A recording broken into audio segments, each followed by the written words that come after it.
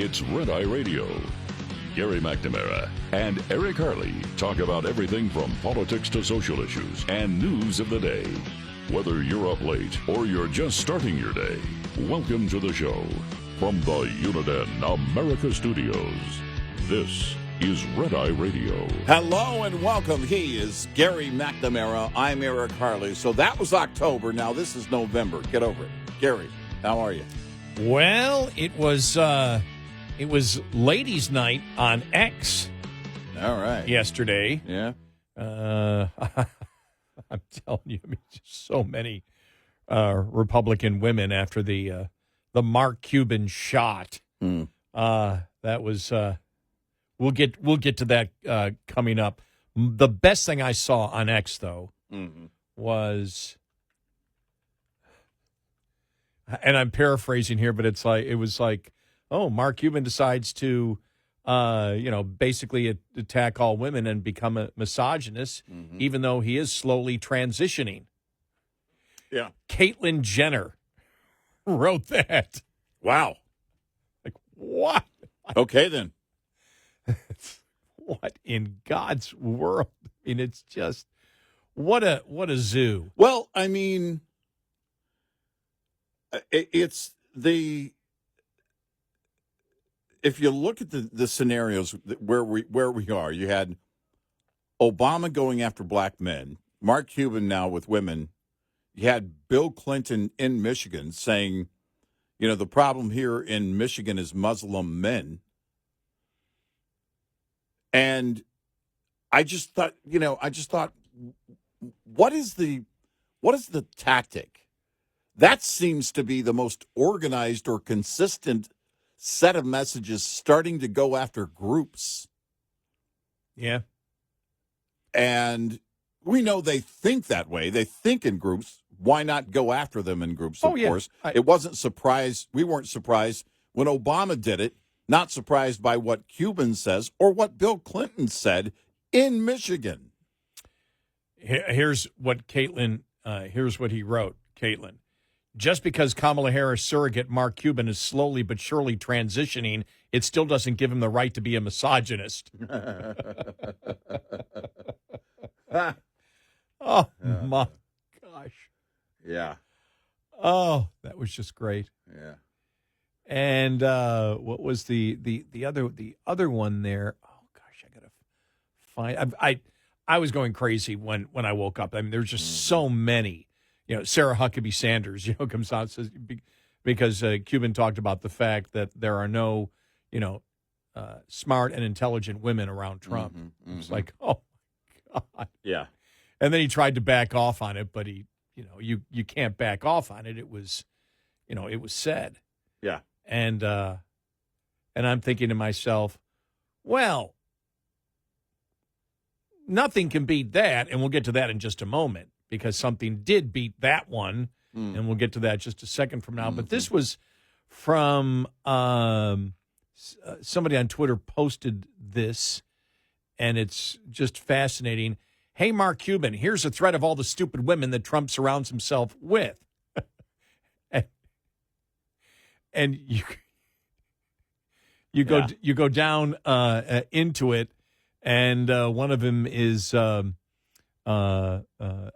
got to read it just precisely how it is, and I can't get into it right now for some reason. I don't know why, but I cannot get into I want to get into the thread here. Okay, here it is. At first up was Tulsi Gabbard. All right, second on the list. You ready? Right. Miriam Adelson. You may remember her from when you sold her the Mavericks, Mark. She's also a doctor, the fifth richest woman in America, business magnate, and philanthropist. She also received the Presidential Medal of Freedom from Trump. That was the one that got me to laugh. Yeah. That was the one right there. I said, okay, I'm done with the list. Right. Yeah. Yeah. Again, it's this weird approach. We're just going to go after this group and that group. I don't know that they've missed a demographic, have they? No, they haven't. Well, next, it'll be white seniors. Oh, yeah. Yeah. If they're moving in that direction. Right. And so if that's the case, then, of course, liberals, you'll hear it sometime, maybe Friday during the day. Somebody's going to go after them. I mean, there is a white senior out there on the trail. It's Bill Clinton. He could do it. Oh, my gosh. I mean, he's just every day. He was out there yesterday talking about the fact that absolutely Hamas is to blame and Israel isn't. I'm like, you know you're not campaigning for Trump, right? Well, and going after Muslim men in Michigan. You know, the problem here in Michigan is Muslim men. I'm sorry. What is it that you think you're doing here by that phrasing? What are you trying to accomplish? It's the garbage comment. It's the fake apostrophe. We'll get into that. It's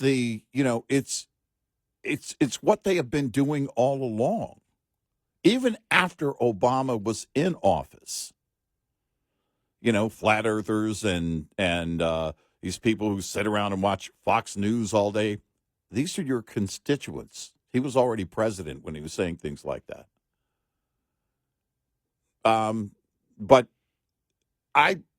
I'm expecting them to go after white seniors. That'll be next. Bill Clinton, he's perfect for the role. Did you know he's younger? He's younger than Donald Trump. He looks a lot older. It's only 2 months younger, but he's younger than Donald Trump. And he looks a lot older. I was watching some of the video from his stop in Michigan. And, man, he looks a lot more frail than Donald Trump does. He's not a good surrogate. No, he isn't. He really isn't. Well, I mean, again, I don't know that they have any. There aren't any good surrogates. They don't have a good candidate. Well, she could still win. Mm-hmm. And let me just quickly go back to the one audio cut that I saw yesterday. This is the first that I've heard anyone from the Republican side say this. And this is Margaret Hoover, Republican strategist on CNN last night. Okay, here we go. I mean, as a veteran of 2 presidential campaigns, when you look at this and you're looking at the numbers here, if you're a campaign insider, what are you paying the closest attention to in these numbers, whether it's Harris cutting into Trump's lead on the economy, or in Michigan and Wisconsin, you know, she does better on honesty and democracy by 15 points in some cases. I think if you're the Trump campaign, you're not looking at CNN's numbers. You're looking at your own internals. and I honestly think their internals are actually giving them pause, because I think they're seeing even more. Look, they do have a lot of resources for polling, more than public media companies have, and they're probably seeing the same things that you guys are talking about, which is that there is real groundswell in the early vote. There is real enthusiasm, which is hard to measure. I have heard from Republicans that there is concern at the Trump campaign amongst the operatives that actually really do know the political wherewithal, that the turnout and enthusiasm numbers aren't where they need to be. Can I just echo something Harry said? Yeah. Nobody knows what the hell's going to happen. This is a really, really close election. All of these states, and with all due respect, I have a lot of respect for the CNN pollsters, but you aggregate these polls, and when you aggregate them, they're too close to call, and they're all going to be too close to call, and we're going to know in sometime next week, hopefully, what the answer is. That was David Axelrod. Mm-hmm. Yeah. And, you know, there's a great point there. But again, as we talked, we went through it yesterday, the whole internal poll thing. And that's the first I've heard from any Republican. And I can't find anyone anywhere from the Republican side that has backed her on that. Well, I haven't either. And when she uses words like probably, well, okay. And then she talks about the early voting turnout didn't carry on like they thought it was going to after the first few days. And so they're probably, well, the question is, do you have a source? She alludes to hearing from people. She says she's hearing from people, but exactly what are you hearing? Because I haven't heard this anywhere else. So, and that was Wednesday night. She made that appearance on CNN. So, I don't know. Oh, that was Wednesday night? Yeah. Oh, okay. Yeah. Well, then that went through a whole day, and I didn't hear anyone. Yeah, I didn't see anybody okay. counter it yesterday. Yeah. Now, you saw the Marist poll, and that's the one that came out this morning. Marist, right. again, not one of the top pollsters Right. when it comes to accuracy for 2020. But again, you and I said this. When I posted the Atlas Intel numbers, let me just go back and see what they. Okay, let me just very quickly go back and look at it. I posted them yesterday on my on X, and let me just get it here. And it's the final battleground poll, full ballot for Atlas Intel for the battleground states. Right. All right, and I put on there, the most accurate pollster of 2020, which they are. And again, we don't say either way. We don't know where the election is going at this point. Right. We sit there and look at the issues. I saw another poll saying that 70% of Democrats do not know the radical positions that the Democrats actually hold. The voters don't know. Right. And that goes back to what we talked about yesterday, that Republicans have to soft sell the insanity of the Democrats because because when you tell people what the Democrats actually believe, people say, come on, stop it. They're not that crazy. And it's like, well, they actually are. It's documented. And the fact is they just won't accept it. Right. But Democrats anyway aren't going to vote for Trump. If you're a loyal Democrat, most aren't. But you looked at this is the final battleground poll, full ballot, Arizona +5, North Carolina +4, Nevada +4, Georgia +2, Pennsylvania +1, Michigan +1, Wisconsin 0.3, all have Trump in the lead. Now, I put that in there. I'm telling you, people are so sensitive right now. I don't care what polls are. I just care what the final election result is. Yeah, we know. So do we. It's like, yeah, you're right. But you're trying to, when you look at all the polls, and again, we don't look at any polling out there as the Bible, or we simply look at it and say, okay, what is the trend of the polls?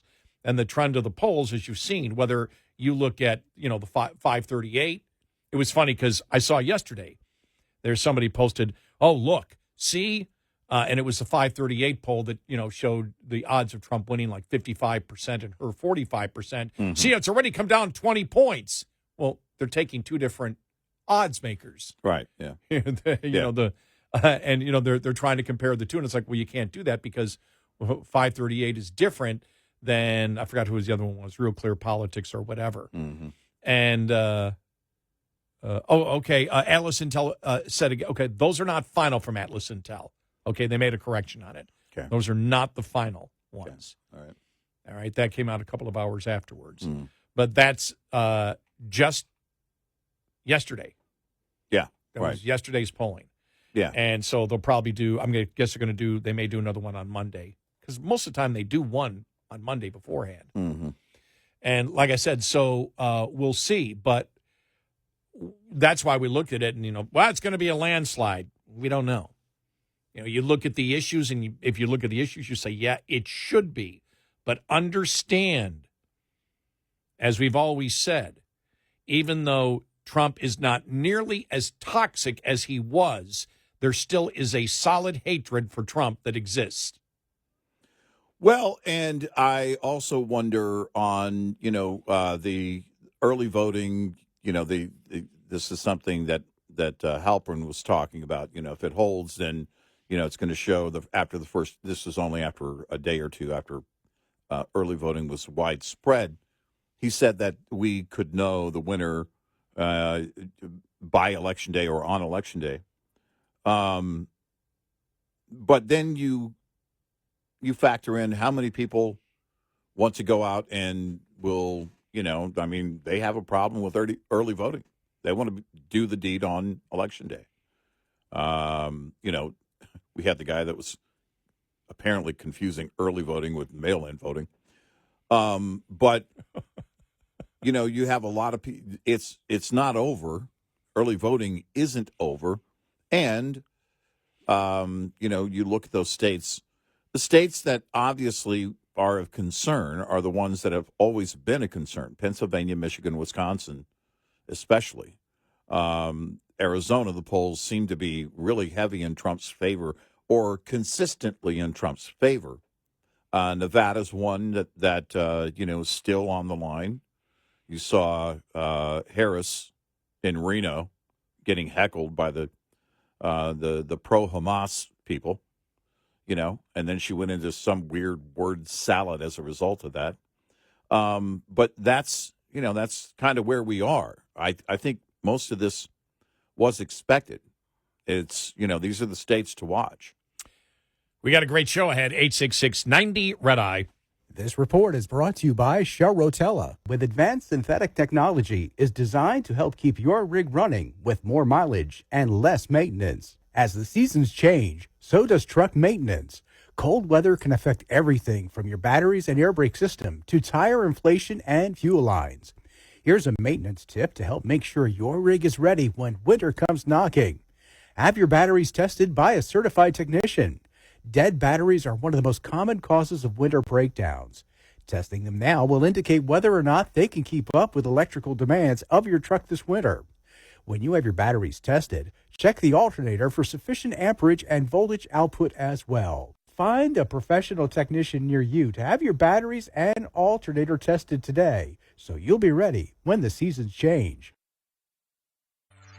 Lines open for your calls. 866-90-RED-EYE on Red Eye Radio.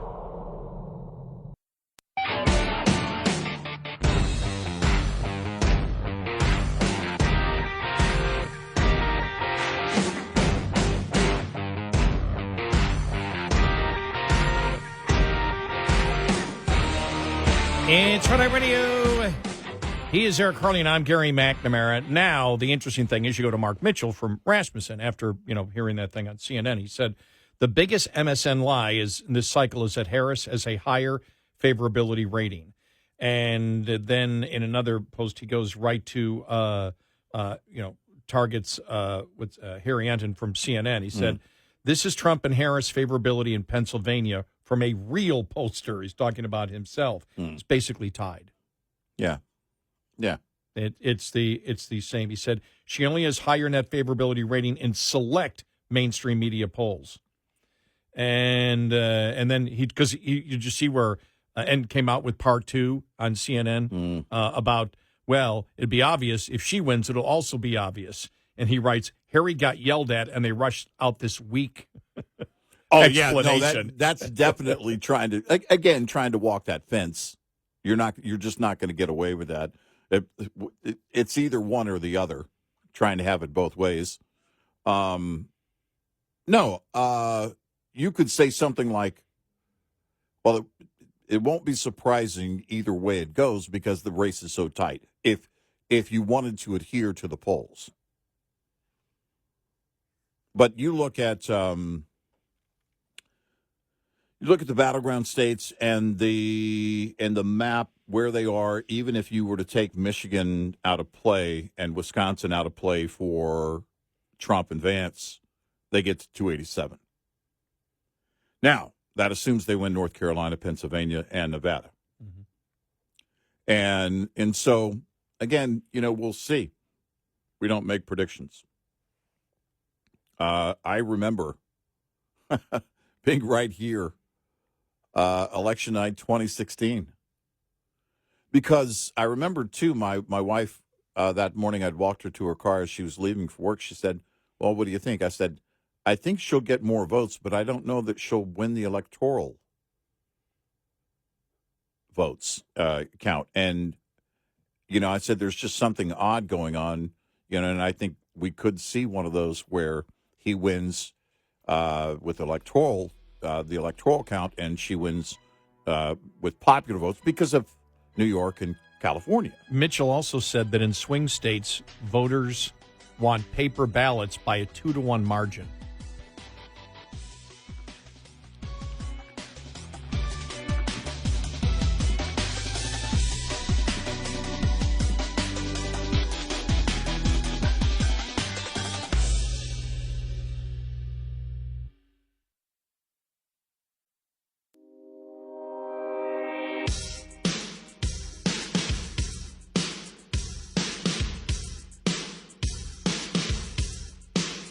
You're listening to Red Eye Radio. from the Uniden America studios. And he is Eric Harley, and I'm Gary McNamara. Welcome and good morning. All right, let's hear what Mark Cuban said on The View yesterday. Are you ready? Here we go. Donald Trump, you never see him around strong, intelligent women, ever. It's just that simple. He came out later on. Well, my explanation is what I was talking about was Nikki Haley not being part of the campaign, and stop it. Nikki Haley isn't part of the campaign because he has better surrogates. Yeah, we know exactly what you meant the first time, Mark. You said it out loud. Oh, and it was just he got blasted. We had said it yesterday and before. He is the strongest surrogate, and his strongest point has been because it's like, what about all these things, radical things that she believes? And Mark Cuban's response is, well, I don't believe she's going to do any of that. Yeah. So it's like, the candidate that I'm supporting isn't going to do any of the things that she says she's going to do. Right. And I can guarantee that. Yeah. And that's his election sell. Yeah. So I mean, it would and I said, well, that's going to take us through Monday, and then boom. Yeah.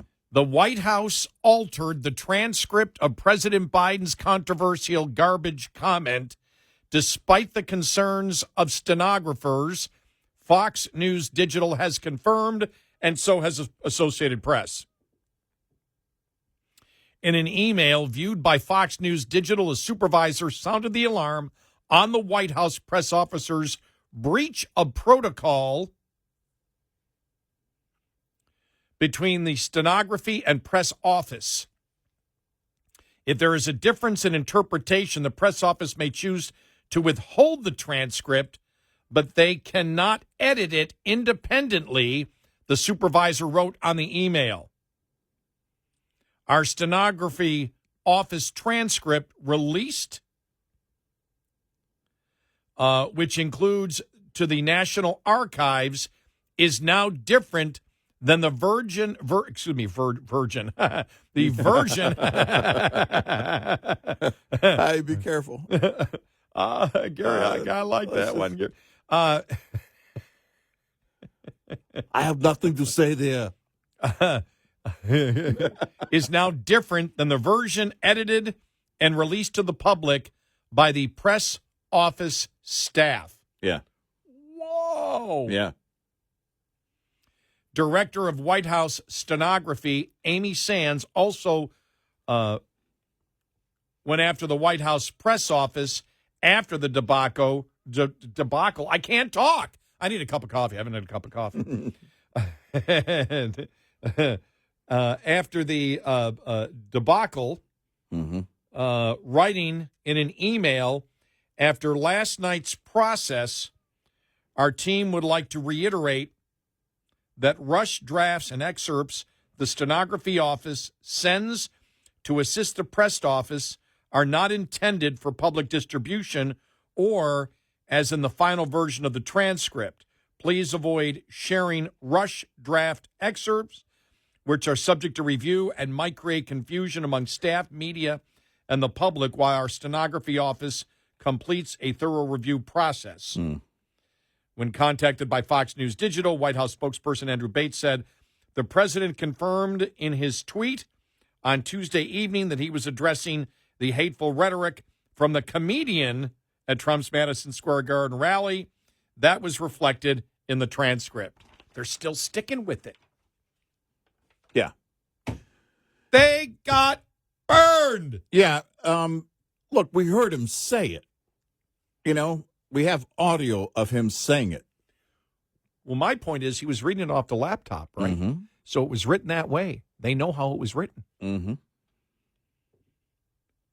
Yeah. That's how they know it changed. They're not sitting there trying to figure out, oh, okay, he said it ad lib and said, no, there's supposed to be an apostrophe there. This is how it was written. Right. It was written without the apostrophe. You put it in later on. Well, and again, the press office can decide not to post it.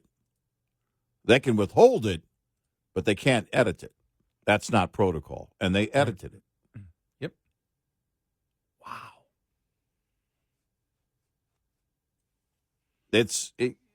But it's Biden. And his White House is going to do exactly, whatever they want to do. We all know the truth on it. That's just confirmation. When Elise Stefanik brought it up a couple of days ago, I thought, well, all right, we'll see. We'll see where it goes. But she seemed to be on to something. She had a concern, as any member of Congress would, if you're altering any transcript from a sitting president. Because the question would be, where do you stop? It's one thing to go after the people who support your opponent or the opposing party. But where would you stop? What about something he said about another foreign leader? Joe Biden is a wholly dishonest person. I expect this kind of behavior from his White House, from his press office. And you could see them scrambling. You knew they were scrambling when the following morning Kamala Harris had to come out and say, I strongly disagree with criticizing any followers who, however they vote, based on how they vote. When she came out and said that, and it was early the next morning, we knew, we'd been saying, in fact, in our show hours before she came out with a statement or she was asked about it, we knew that the first thing you've got to do is ask Kamala Harris what she thinks about it. And then they try and go back with this, throw in a comma. It's a horrible attempt. It really is a horrible attempt. Why didn't you just come out and say it? You mean it? No, I think his followers say it, Joe. Come on, tough guy. His followers are garbage. You said it. You believe Mark Cuban. Well, what I meant to say was, no, we know what you meant to say. Yeah. We heard it the first time. How do we know what you meant to say? You said it. Yes. I don't look. It's not that hard. We've been doing this for a long, long time. When they have to come back when they're scrambling. Look, it's I know. Well, for Mark Cuban to tear it apart, to show you how bad he is. They were talking about the fact that, I can't think of her name. Got mind blank. Tulsi Gabbard? No, former South Carolina governor. Oh, Nikki Haley. Nikki Haley. Gosh, I don't know. Maybe it's a Friday. Maybe. Mm-hmm. I slept fine yesterday. Mm-hmm. Uh-oh, am I losing it? Are you? Uh-oh. Do I have Joe Biden syndrome? But the whole point was, Nikki Haley isn't part of the campaign. Right. Well, then fine. You can say Nikki Haley. You can sit there as the opposition and say they're afraid. They don't want Nikki Haley's opinion. That's fine. You can say that because they don't. But he extrapolated it out, saying that since Nikki Haley isn't part, and that was his excuse. No, we were talking about Nikki Haley. Well, that's not what you said. Right. What you said was because Nikki Haley is not part of the campaign, that is the evidence that there are no smart, intelligent women right around Trump. Mm-hmm. You said it. The correct answer would have been, no, he's wrong for not having Nikki Haley as part of it because it might be able to help him with women. Yeah, she had a strong following with independents and with women, and he should have brought her in as a closer surrogate. Yeah. Whatever. But no. Not what he said. That's not what he said. Because it's not, we know what you think by how you phrase it the first time. Yeah. He's been so bad. All the surrogates have been horrible. I don't know of any surrogates out there that are on point. And it's quite the opposite with the Trump team. Yeah. We'll play it again. They were talking about Nikki Haley, and here's what he said. Right. Donald Trump, you never see him around strong, intelligent women, ever.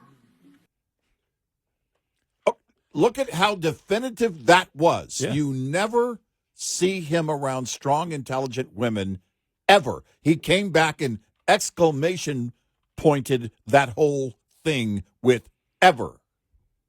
If it was in writing, ever would have been in all caps.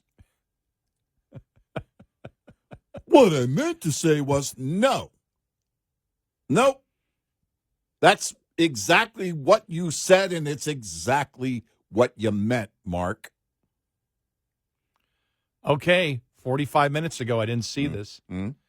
When I said this during the interview, I didn't get it out exactly the way I thought I did. So I apologize to anyone who felt slighted or upset by my response. We heard you the first time. Ever. He doesn't surround himself with intelligent women ever. Right. It wasn't about Trump voters, supporters, or employees, current or former. Yeah, it and was. I set myself up for the 6-second soundbite. No excuses. Can't nail every interview. My skin is thick, though. No, we know what you meant the first time. Now listen to this, though. What bothers me, though, is that so many of the comments or media in support of or against me has some level of insult attached to it, not just here but everywhere. Well, as it should. Yeah. You're not being honest. Yeah, you're not. Exactly. We know what you meant the first time. You're saying the women that he does surround himself with aren't intelligent. Wow. So he did.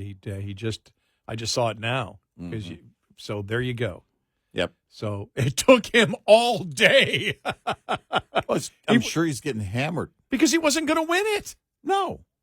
He came back and put the exclamation point on it. Ever. That's not something you misspoke about. It's something you're getting flack about, and now you're having to backtrack. You're making excuses like you do for Kamala Harris. Because 8 hours ago, here's what Alyssa Farrah Griffin wrote. This is how I took Mark Cuban's answer. Nikki Haley hasn't been welcomed on the trail with Trump because she challenged him too directly. That's simply true. Mark's also right there. Of course, strong women around Trump. The question is over how hard anyone in Trump's in Trump's orbit can push back and stay in the orbit. Well, that's the same for any campaign. Yeah. If you're pushing back, if you're part of a campaign and you're publicly disagreeing with the candidate, I don't care whether you're a Democrat or Republican, you're going to get pushback. You're going to be gone. And then that was in response to Mark Cuban saying, let's clarify something. This is what I said during the conversation about why Nikki Haley was not active in the campaign. Mm-hmm. Donald Trump, you never see him around strong, intelligent women ever. It's just that simple. They're intimidating to him, and he doesn't like to be challenged by them. And, Nikki Haley will call him on his nonsense with reproductive right and how he sees and treats and talks about women. He just can't have her around. It wouldn't work. And then he said, I'm happy to clarify that I know many strong, intelligent women voting for Trump. It's not what you said. It's not what you said. You qualified it, Yeah, Mark. right. You put the exclamation point on it and then qualified it. Wow. Your excuse is a flat-out lie. We know what you meant. I know. Good God. Wow. I've been doing this over 35 years now and have never had to make a retraction like that ever. Ever. The only retraction I've ever made is if I was saying something like Trump and I meant Biden. Mm-hmm. Right. And that's just an accident. Right. But he got burned big time. Well, it's okay to misspeak. Yep. Mark Cuban did not misspeak. He did not. 866-90 Red Eye. We'll be right back with more Red Eye Radio with Eric Harley and Gary McNamara.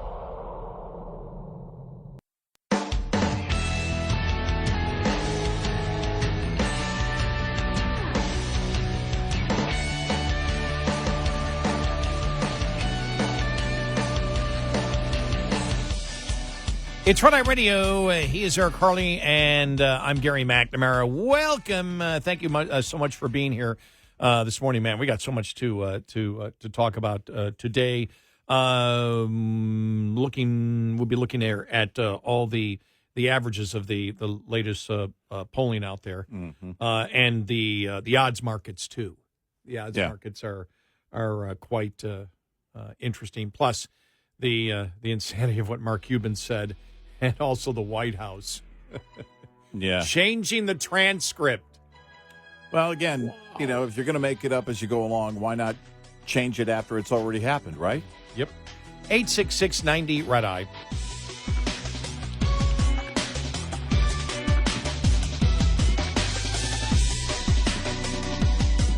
Top of the hour news is brought to you by House Products.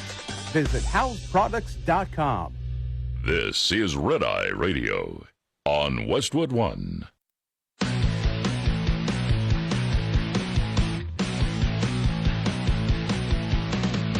Now, it's Red Eye Radio. Gary McNamara and Eric Harley talk about everything from politics to social issues and news of the day. Whether you're up late or you're just starting your day, welcome to the show.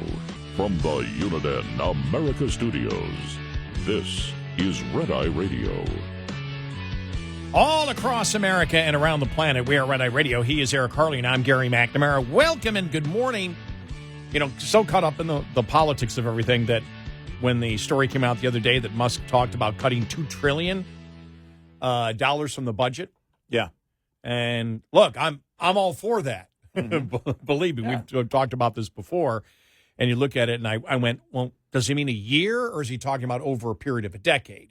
And I said, he's got to be talking about over the period of a decade, right? Yeah. Because he couldn't. No, it's a year. Yeah. And one of the things that's always talked about is the American public believes wrongly that we can balance the budget by getting rid of wasteful spending and foreign aid. Yeah, right. It's not even a drop in the bucket. Right, it is not. But when you look at the fact of almost 1.5 trillion being spent on Social Security, almost 900 billion goes to Medicare. So you're talking about 2.5 trillion there. Another, we're talking. We go back. This goes back last year. Another 900 billion for national. Defense. So you're almost at $3.5 billion there. Another 600 or almost 700 billion for veterans benefit services, social services, education, whatever, and then another $1 trillion in interest on the debt. Yeah. So at that point, you're over $5 trillion. Yeah. So we're currently at 7. Let me see. What is it? Let me make sure I get it right here. 6.75 trillion the federal government spent last year. So everything else except those things. Now, you may cut it, so whatever the education spending is from whatever that part of it, and I don't know how much that would be. But you're still over $5 trillion. You'd have to cut everything else in the federal government would have to be cut. Everything. Every benefit, you name it. If the Republicans did that, okay, let's say, by the way, they're never going to get the votes to do that, all right, just to be clear. Never going to happen. The Republicans would not be in office for over a decade. Yeah. Because it means every single program that Americans get benefits from would be gone. Yep. That's the problem. We're going to need to cut. But the fact is the politics, and I give them credit, for going through this, and that's what they should do. And they should go through it and say, look, here's what we can cut. Whether it could be $2 trillion a year immediately, Republicans would not be in office for at least another decade. Yeah.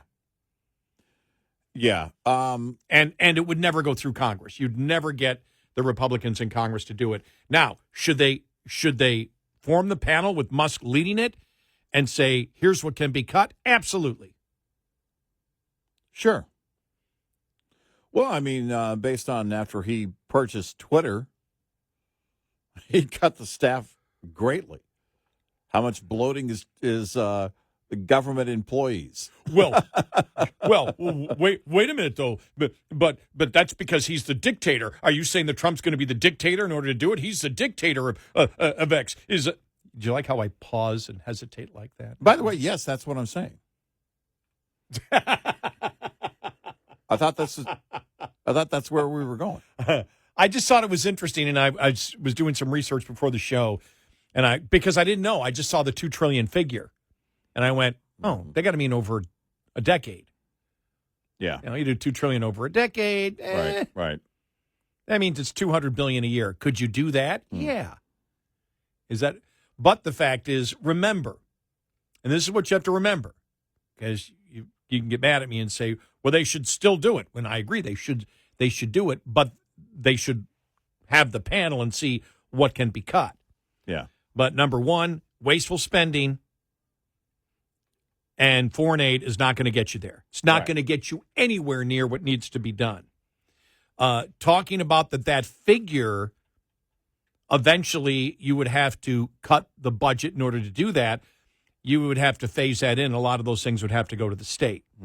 Now, that is if you get the political will in the United States to do it. We are in currently a situation in this country, because we know. Yeah. And I give them credit for at least talking about the debt, because that really hadn't been done until probably, a month ago, when Musk started bringing it up, and that started, well, what would you cut? What would we need to do it?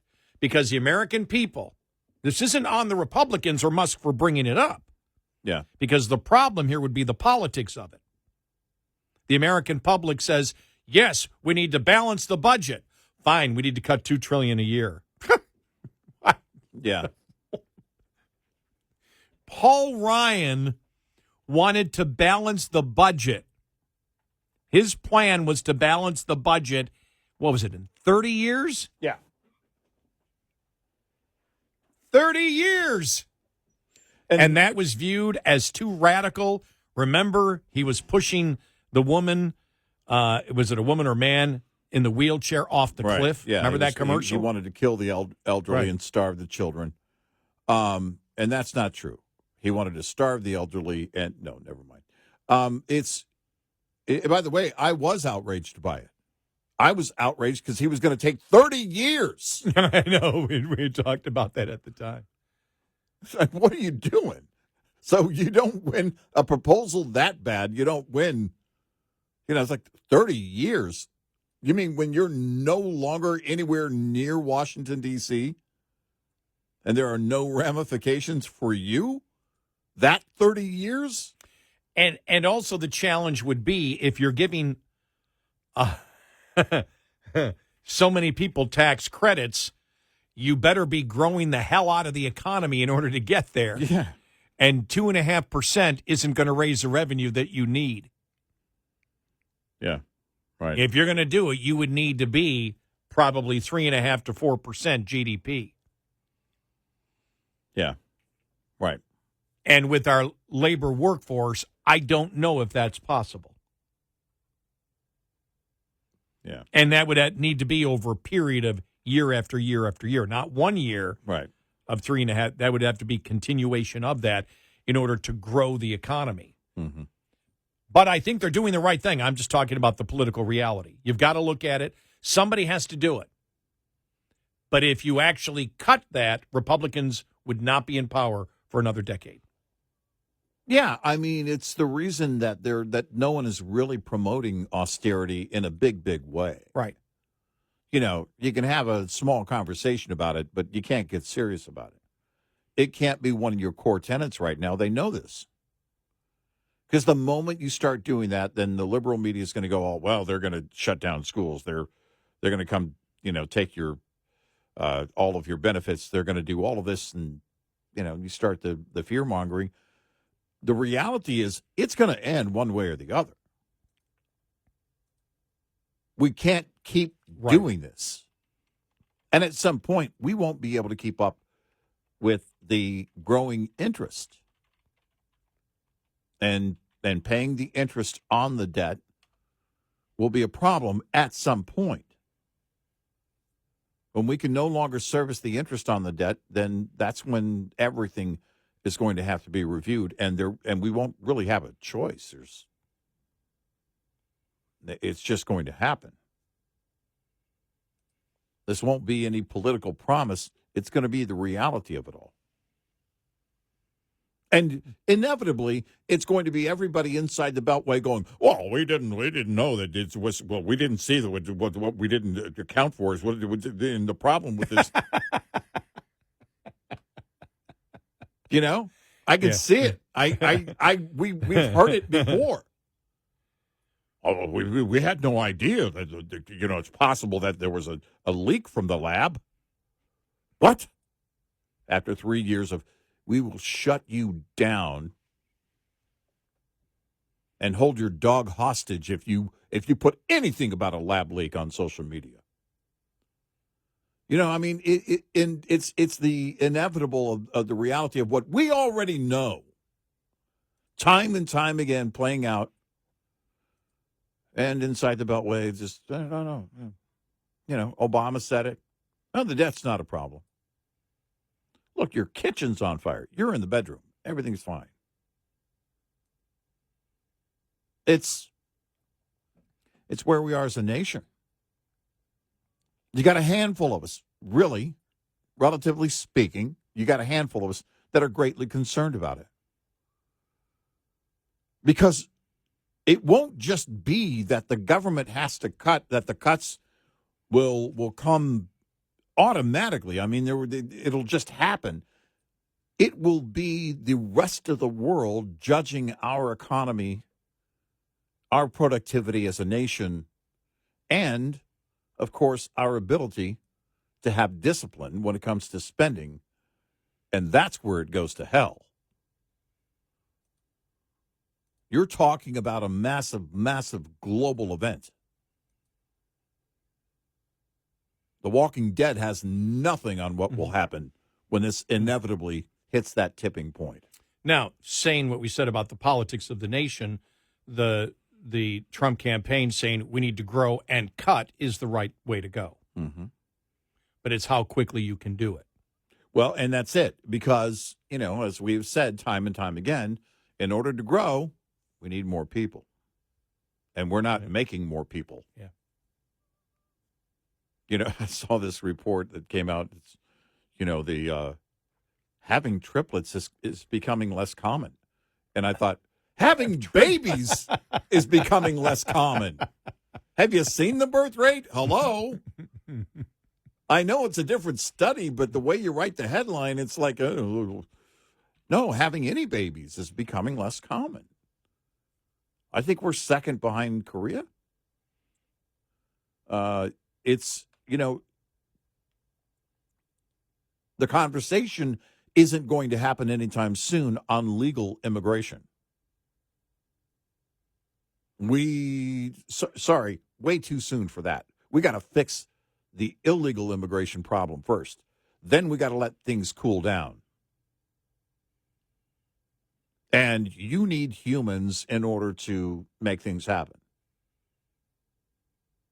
Yeah, there will be some AI. Yeah, there will be some more automation and more of the self-serving kiosk type approach in retail. You still need people. In order to truly grow an economy, you're going to have a growing population. Or you're going to need a growing population, and you're going to need much more labor. Mm-hmm. Have you seen the number of articles saying, look, they're way overestimating what AI is going to replace? Yeah, because it's, the thing is that I think it was the guy who's in charge of the Amazon internet business that they have, and what they provide, the internet services they provide. But he was on a call basically just casually saying, forget about learning to code. We think of Biden, learn to code. We're going to shut down these union jobs. You guys go learn to code. And he said, coding, in the next several years, AI will be taking over a large part of that job, of that task. Well, that's the kind of AI that you could see where the algorithms and programming and that kind of and coding and everything else, you're going to need, I don't know if you're going to need less humans, but there's going to be a lot of that is more of the AI automated approach. I would expect that to be the case. By the way, we're doing something wrong if it doesn't happen that way. But AI is not going to be doing everything for us. You know, there's only so much. The service industry, I really don't know where it goes. You know, right now they're struggling. And you're just going to have to pay people more, but then people are going to have to be willing to pay more for that service in return. And there's no indication of either. So, you know, there's a lot right now that's on the table. And the fact of the matter is it won't change in our lifetime. You're going to need, in order to really grow an economy in the way that we need to grow it, you're going to need humans. And one of the reasons is when you look at roughly the 2.5% to 3% growth from the end of World War II, you know, all the way through probably, you know, 2010 or even 2020, if you want to do this, let's say it's 2.5% growth in that period, or you just want to take, for example, look at the major growth that we had from the end of World War II to 2000. And you had that kind of growth because you had tens of millions of new workers available. Number one, because of the baby boom, which is never going to happen again. Not going to have that kind of baby boom because of birth control. Just not going to have it unless there's a cultural revolution to have babies. Right, yeah. And, you know, that's not going to happen in the next 25 years. Yeah. I don't see that happening. And the other thing is you had women come into the workforce in great numbers post-World War II. Mm-hmm. And you had that combination of labor that came in. Right. You don't have that now. Trump recognized it. Right. And it's really interesting because I'll get the occasion when we bring this up about Trump when he was arguing with Jim Acosta, and I'll get Trump supporters saying, he never said that.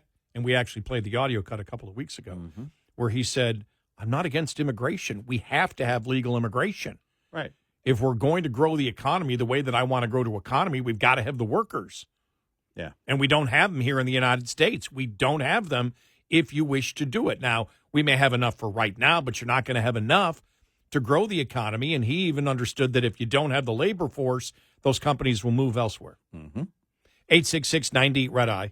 Brought to you by FPPF, Fuel Power Max. Independents with carrier authority should be mindful that negotiation strength varies as the week progresses. Typically, the highest rates across major segments are paid for loads negotiated on Sundays, and the highest volume of loads for all segments is seen on Mondays. Also, the weekday that tends to be the best for flatbed negotiations, yielding the best rates. Owner-operators tend to have less negotiation strength on Tuesday, which shows the lowest weekday spread between brokers' offered rates and actual paid rates. Broker offers tend to rise by Wednesday as the end of the week is in sight. This day also seems optimal for the 3 o'clock hustle, so-called for its reliance on that afternoon time of day, when brokers are getting nervous, to improve negotiation strength. Stay mindful of this system to maximize your revenue. Owner-Operator Business 101 is provided by Overdrive's Partners in Business program. Go to overdriveonline.com to the Partners in Business section of the website for more details on this and many other topics. Brought to you by Shell Rotella, with advanced synthetic technology is designed to help keep your rig running with more mileage and less maintenance. Get in touch with Red Eye Radio, toll free at 866-90-RED-EYE.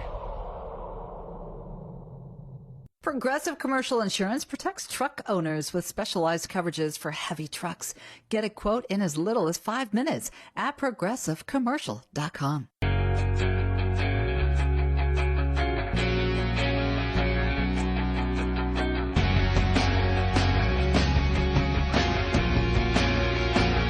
It's Red Eye Radio. He's Eric Harley, and I'm Gary McNamara.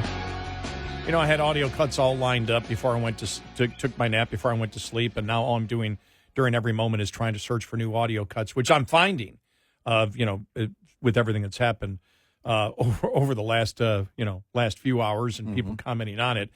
The whole Mark Cuban comment about no strong or intelligent women around Donald Trump. Who responds on Fox Business? Elon Musk's mother May. Yeah. Here we go. Mark Cuban said this about strong and Mark Cuban made the comment about strong, intelligent women are never around Donald Trump. And I wanted to get your reaction to that. Well, it's certainly not us. And it's certainly not my friends, because they can put sentences together, and you know who can't. The absurdity of the absurd in the absurdity is absurd. I mean... Of course. I love it. You don't have a strong and intelligent woman running for office. Yeah. You start with that.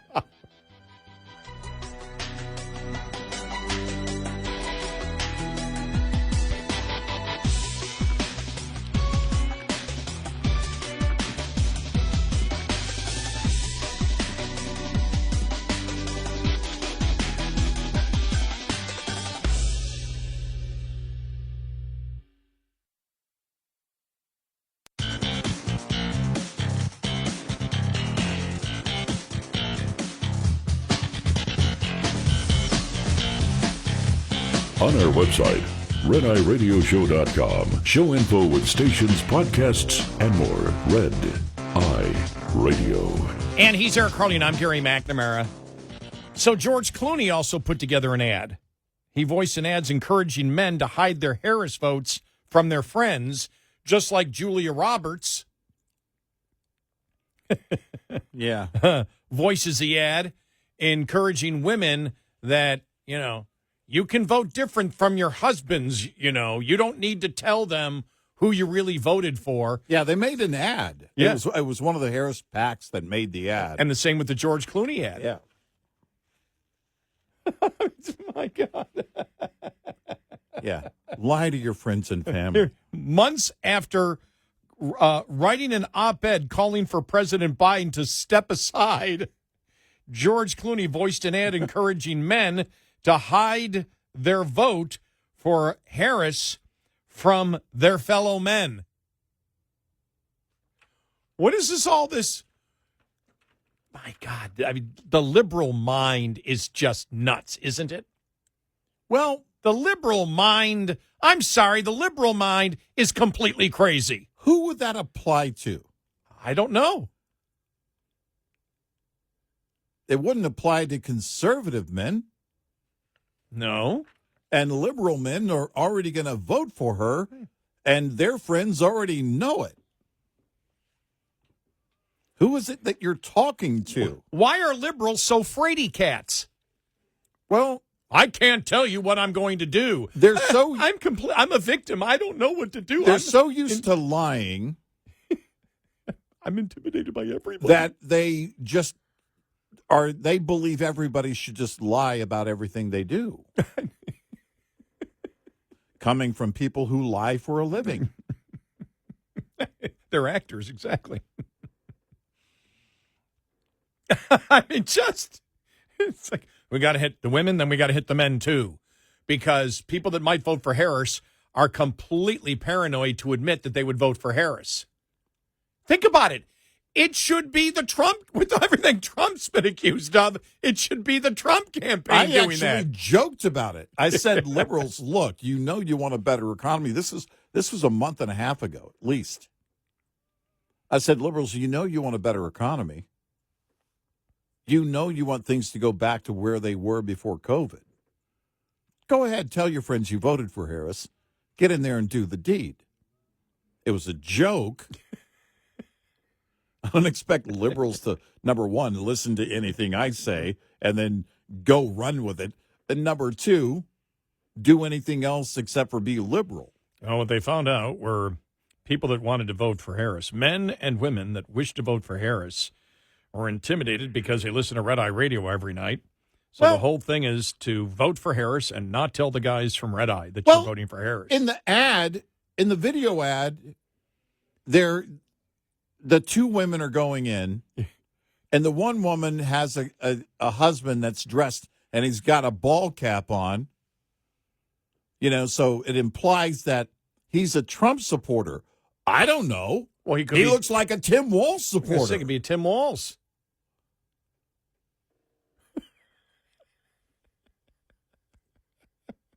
Is this how the husbands on the left treat their wives? I didn't think that.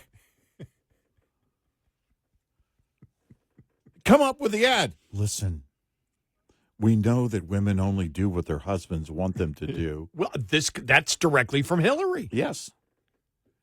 So let's create an ad where we, do the whole girlfriend thing where they look at each other. By the way, who's looking at other people while they're voting? They're literally looking at each other, and they do this, this look at each other like, okay, girlfriend, it's time to do the deed for Kamala Harris. You guys are smoking a lot of weed. The people who write the ads, the people in the ads are probably just taking the job. But the campaign and the PACs and everything, you need to, look, it's okay to go a day or two without smoking weed. That doesn't mean that you do edibles. I didn't smoke weed. I just did edibles. Stop being high for a moment. But it's as if they all walk around in this complete paranoid state. Yeah. I don't know what I'm going to do. What am I going to do? Don't tell my husband I voted for Harris. Look, you don't need to tell your husband you're voting for Harris. You can. And by the way, the women weren't at the poll together. Like two women who don't know each other showed up and then all of a sudden make eye contact. You know what I'm doing. No, it's more likely that if they're being secretive, they're voting for Trump. Exactly. It should be the other way. Exactly. What they're admitting is she's more toxic. Liberals are admitting, Democrats are admitting she's more toxic than Trump. Let us translate. George Clooney, listen, vote for Kamala. Just don't tell anybody about it. You'll ruin your life. You'll have no friends. You'll be divorced. Listen, just don't tell anybody. Okay? We know how bad. Can you imagine that in 2008? Ads like that for Barack Obama in 2008. Well, no. He was a deity. It was, we've got people from everywhere that are voting for him. I'm proudly voting. They were wearing T-shirts, and CNN was selling the T-shirts at one point. Oh, I remember. They had a merchandise page, didn't they? Yes. And now it's, listen, you don't have to tell anybody. Just lie to them. Tell them you voted for Trump, so you come off sounding better, so that you have friends and whatnot. What the hell's wrong with these people? Pretend you have brains. Yeah. You can pretend you have brains, but you actually don't because you'll vote for Harris, but you can walk around and say you voted for Trump. Right. Pretend that you have brains. Best of both worlds. You get to brag about voting for Trump. But you actually voted for Harris. You never have to admit you voted for. Democrats, are you all a bunch of wimps? Don't admit. When I say that, I'm not making the accusation. I'm making the accusation based on what Democrat ads are. Right. Democrats, do you believe that you're all a bunch of wimps? That you do not have the conviction to promote what you believe? These are ads being produced by Democrats. Right. We're so weak. We don't know. Well, because otherwise, wouldn't it be, listen, go vote for her and tell everybody why you did. Yeah. So that they'll reconsider and maybe they'll vote for her. Well, the proper ad should be, don't let anybody tell you who to vote for. You make your own decision and go out there and then tell other people to vote for her too. Well, hold on, Gary. We don't want women making their own decisions. Oh. Yeah. Just calm down here. I don't know. Can you define what a woman is? I don't know. Can I get a hotel room this weekend? Because apparently I'm going to need one after my wife hears the podcast. Shh. We won't tell her you said that. I'm going to pay Ron $100 to carve this out of the podcast. Yeah, because you don't need to... Oh, God, I hope she's not listening live. Yeah, you don't need to tell your wife what you truly believe. Yeah. Right, Eric? That's right. And Ron just put up a $200 sign, so apparently it's going to cost me. No one needs to know, Eric, what you're doing on the show. No. It's not like we're broadcasting it or anything. Shh. Don't tell anybody. Which is why I thought it was funny when I said it about Trump. I know. By the way, it would actually, with some people, it actually would be the case because of the toxicity that led up to where we are right now on Trump. Why would somebody have to lie about voting for her? All right, it's not her toxicity. Mm-hmm. It's that they're embarrassed to vote for someone who can't put a sentence together. Exactly. They're embarrassed. Right. Yeah. It's not the toxicity. No. It's they're embarrassed to admit, I voted for the clueless one over there. Right. The one who can't, the one who avoids speaking or giving press conferences and wishes to be president of the United States. The person who we don't even know where she stands because she keeps flip-flopping, flopping, and flip-flopping and flip-flopping again. Well, we went from 2008, Hope and Change, to 2024, Hope and Change, and shut the hell up about it.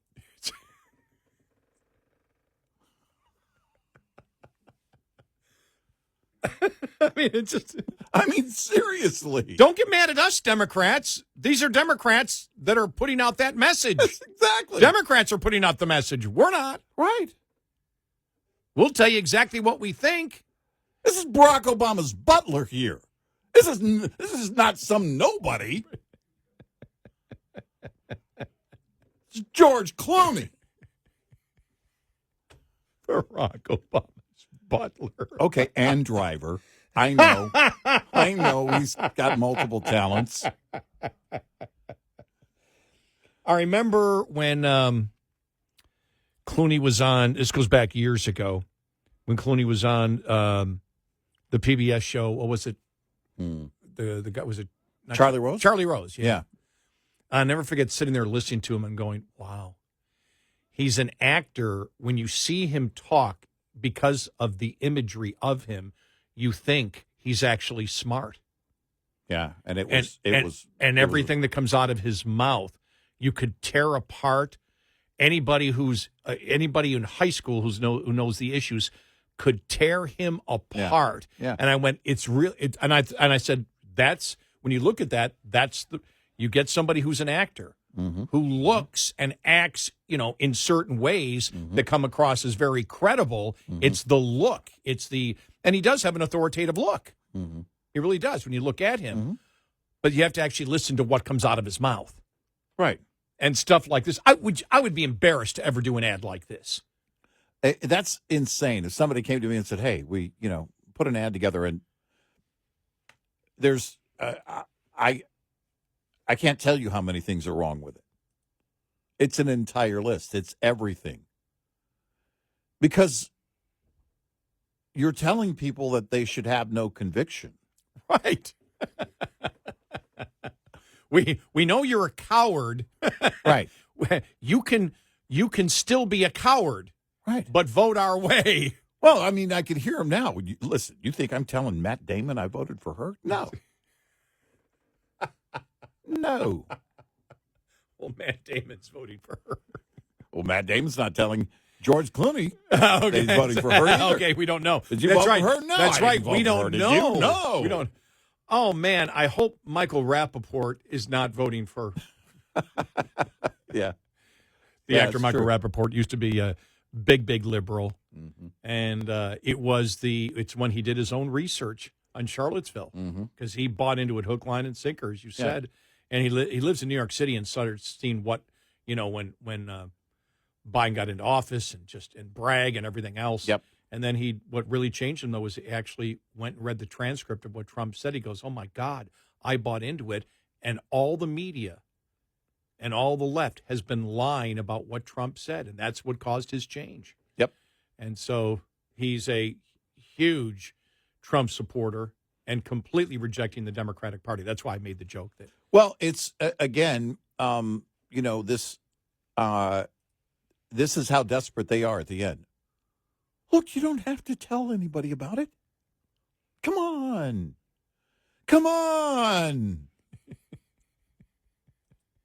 It's desperation.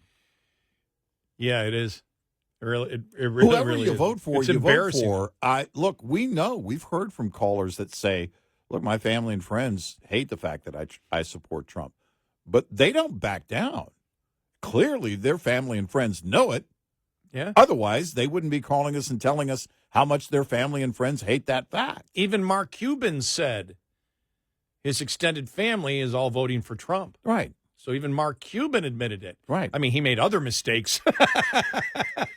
Yeah. Well, and by the way, those weren't mistakes that he made. And that's that's where the left is now. Okay, come on, just do it and don't you don't have to tell anybody about it. Come on. Our final push is going to be let's imply that Democrat voters are cowards, and will in a secret ballot that they can go into the secret ballot that they are afraid to vote that way. 866-90 Red Eye. Coming up, more with Gary McNamara and Eric Harley. It's Red Eye Radio.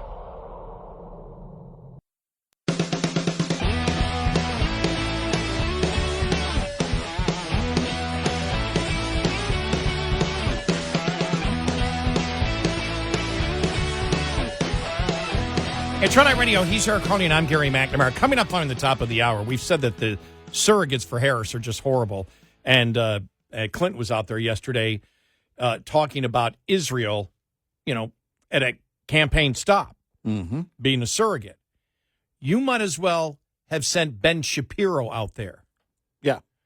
Oh, yeah. And we'll play it coming up. What he said, no Democrat wants to hear. It's just amazing. When I watched it, I was like, wait, what? Are you kidding me? Yeah, you got to hear it.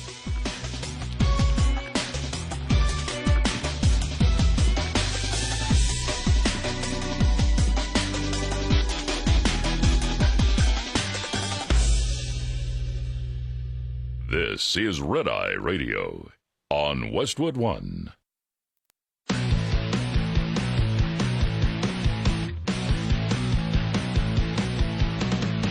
Now, it's Red Eye Radio. Gary McNamara and Eric Harley talk about everything from politics to social issues and news of the day. Whether you're up late or you're just starting your day, welcome to the show. From the Uniden America Studios, this is Red Eye Radio. All across the USA, we are Red Eye Radio. He is Eric Harley, and I'm Gary McNamara. Good morning. Thank you for being here this morning.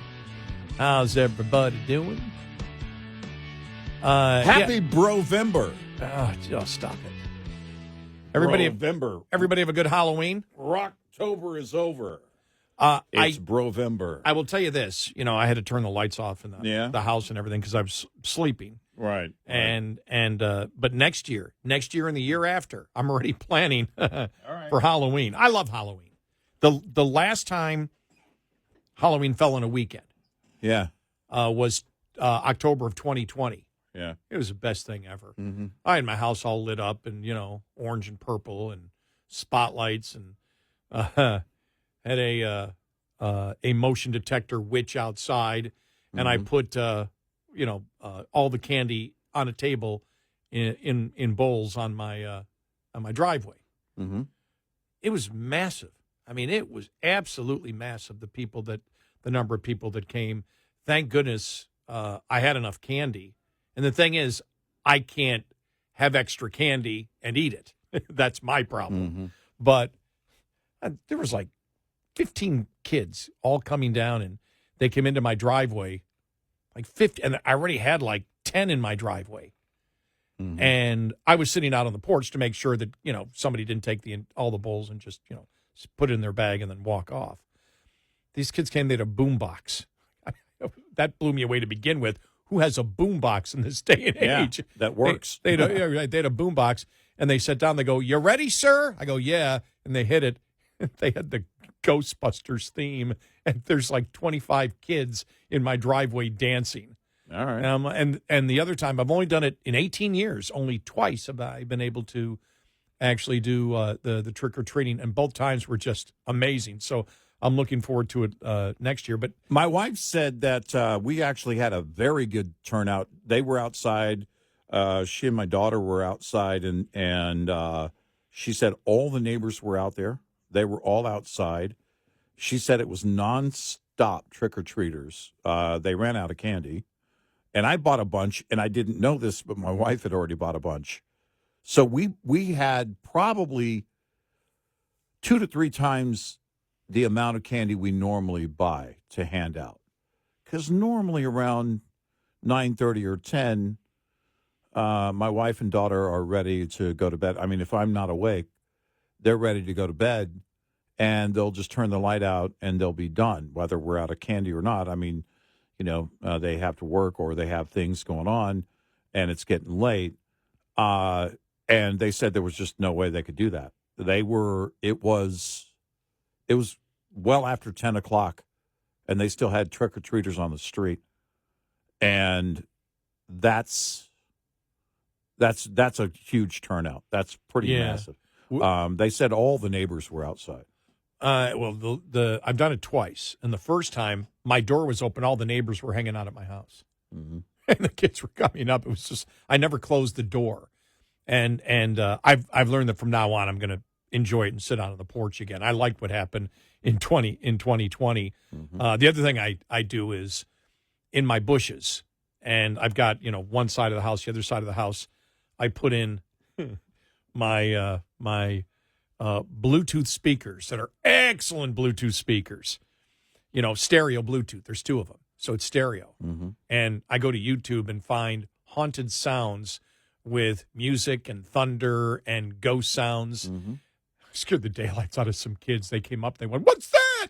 Because it was like in stereo. You could hear the ghosts like flying across. Like So it was a lot of fun. So, but but we had, and for me, how I checked, it was quite busy because twice I woke up, and every time I woke up, I went, okay. And I actually covered my doorbell. Even though it's dark, somebody will come up, so I covered the doorbell. I didn't hear anybody scream trick-or-treating. Nobody woke me up. But I did look, with my camera, my front camera, I did look twice. And it was just a line of people, even at probably 9 o'clock, just a line of people. They looked like ghosts drifting through, just coming across because it was sort of blurry. I don't know why, but it was sort of blurry. It was like all these, what is that? It looks like a ghost. Oh, there's kids walking by in sheets. Yeah. And so it was, and then I'd woken up early, probably about 7:15 too, and immediately grabbed the phone and looked at my cameras. Yeah. It was like, okay, wow, plenty of kids out there. So for me, great memories. We went out Beggars Night, which was the night before, and we went out Halloween. We didn't care. We went out Beggars Night. People, it's not Halloween. That didn't stop us. We just went to the next house. We didn't care. We covered. I remember one time. I think I got 2 grocery bags full of candy. We went 15 blocks.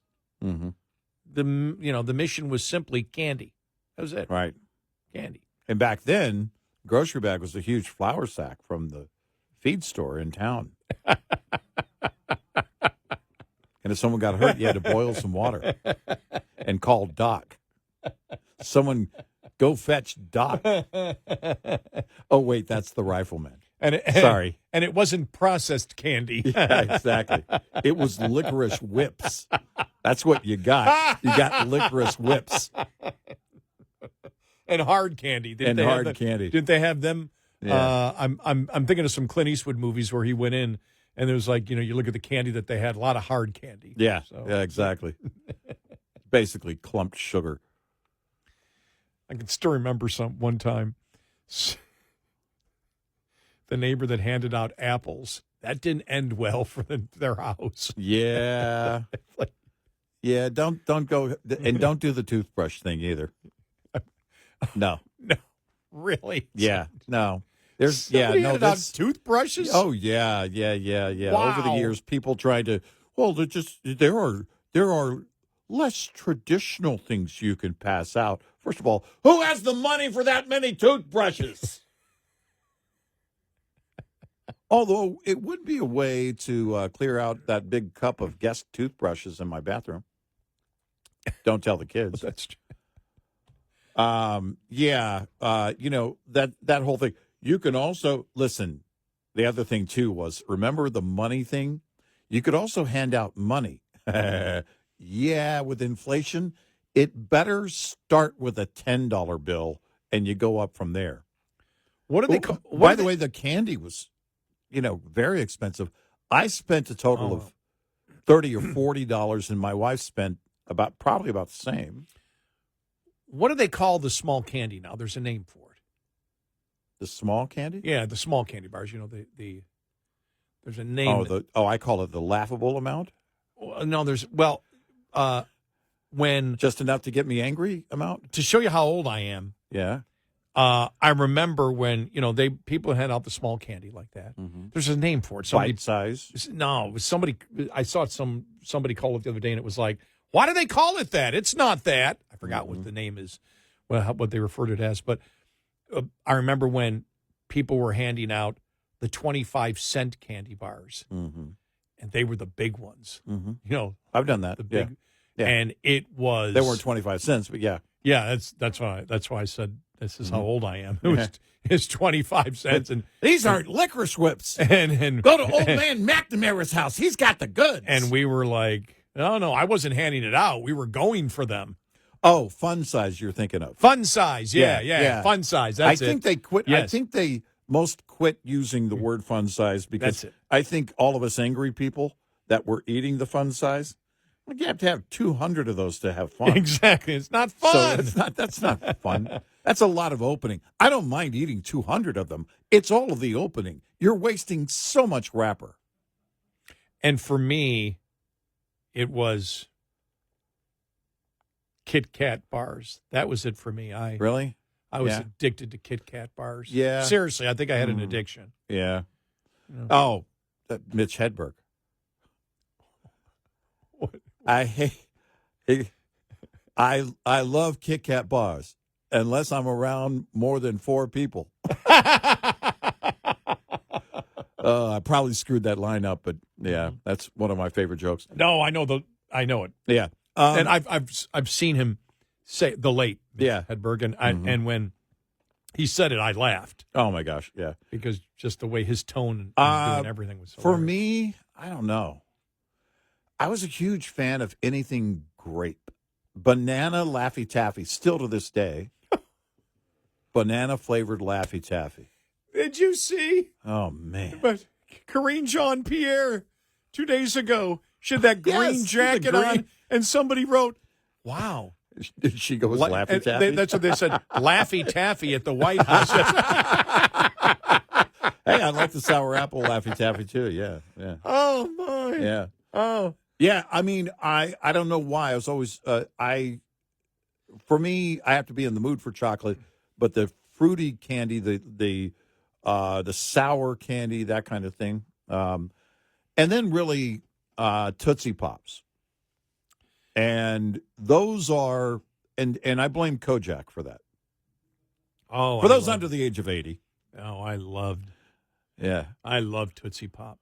Yeah. Oh, those were great. Oh, I had one the other day, and I just savored the daylights out of it, And that's actually what I liked about it, and still like about it is, as long as you don't just decide to eat it right there off the stick immediately, which you probably shouldn't according to your dentist. I like the fact that, it kind of just keeps you busy. I like Jolly Ranchers, that kind of thing, The mini packs of Junior Mints I like.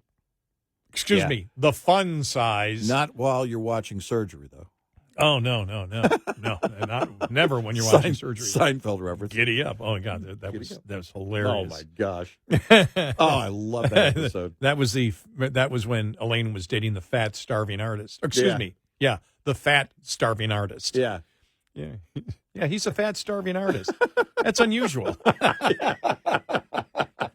Oh, man. But I think now, I think now that I'm in, the lower middle-aged human being, okay, higher, okay, senior, Yeah. Now that I'm a senior, I look back at that, and what was it, 9 years ago is when I was diagnosed with type 2 diabetes.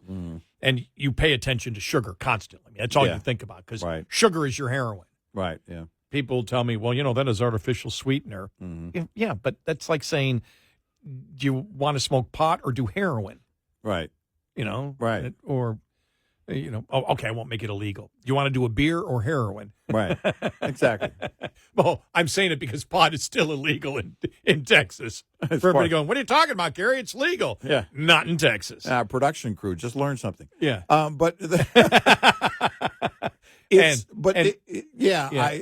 But I wonder how much sugar I was ingesting as a kid around Halloween. But honestly, back then, if you think about it, manufacturers were using less of the high fructose corn syrup, and they were using more of the actual sugar. And in candy, it's sugar too. And I understand the same thing, but the difference was too is that when it goes into your muscles, where actual sugar is stored, as a kid, we would burn it off. I mean, then we'd get on the bike for 2 days, come home before dark. Yeah, what day? Come home Friday by dark. It was that kind of thing. That's why kids were hyperactive. Now, if you see a hyperactive kid, we got to medicate them. Something wrong with them. No, they want to go play. Set them out on the playground. Yeah, maybe sugar's bad for you, but if they're hyperactive for whatever reason, let them go play for a little bit. Some exercise, like kids want to do. And that was the difference, I think. We were more active as a generation of kids. And now if you're too active, there's something wrong with you. We need some meds for you. I would like to see a study that would be done on kids and, how much time they spend outside.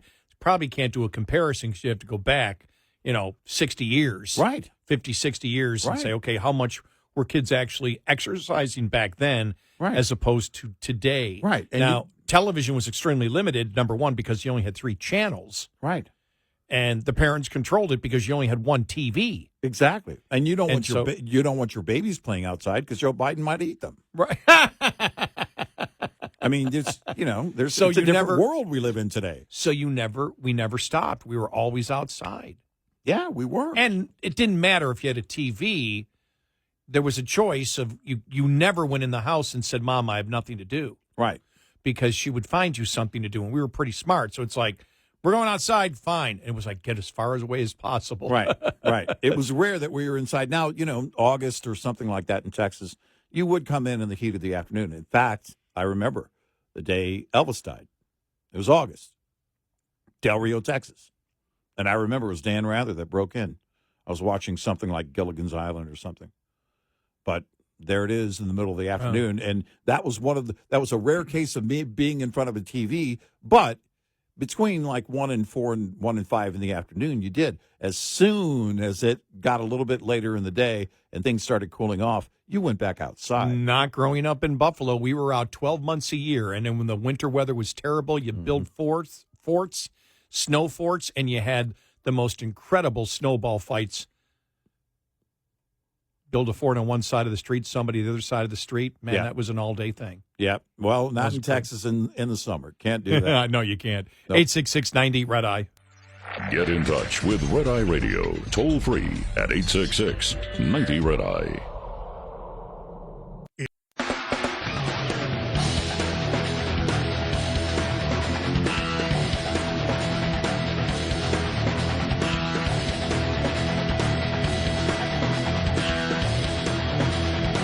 It's Red Eye Radio. He is Eric Harley, and I'm Gary McNamara. All right, coming up on the bottom of the hour. I don't think, let me just see here, just see how long it is. Okay, we do have time to play it. I want to play Bill Clinton, and this was posted yesterday. He's out at a Harris, he's a surrogate. So he's right in front of him, Harris Waltz. There's the placard right there. And so he's out stumping for her, talking about Israel. You might as well have had Ben Shapiro out there stumping for Harris. Yeah. Listen to this. Here we go. Let me talk about the hardest issue here in Michigan is the Middle East.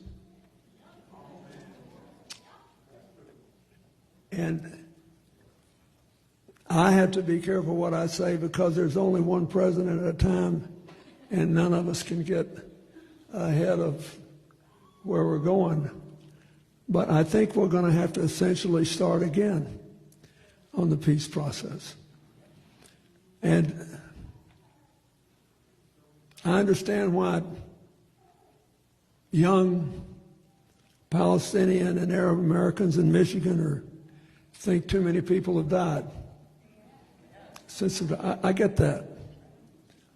But if you lived in one of those kibbutzim in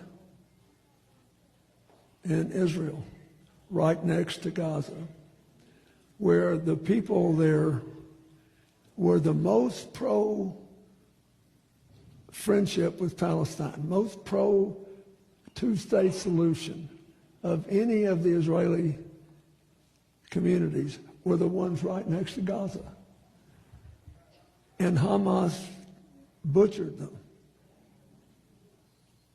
And so then the people who criticize it are essentially saying, yeah, but look how many people you've killed in retaliation. So how many is enough for you to kill to punish them for the terrible things they did?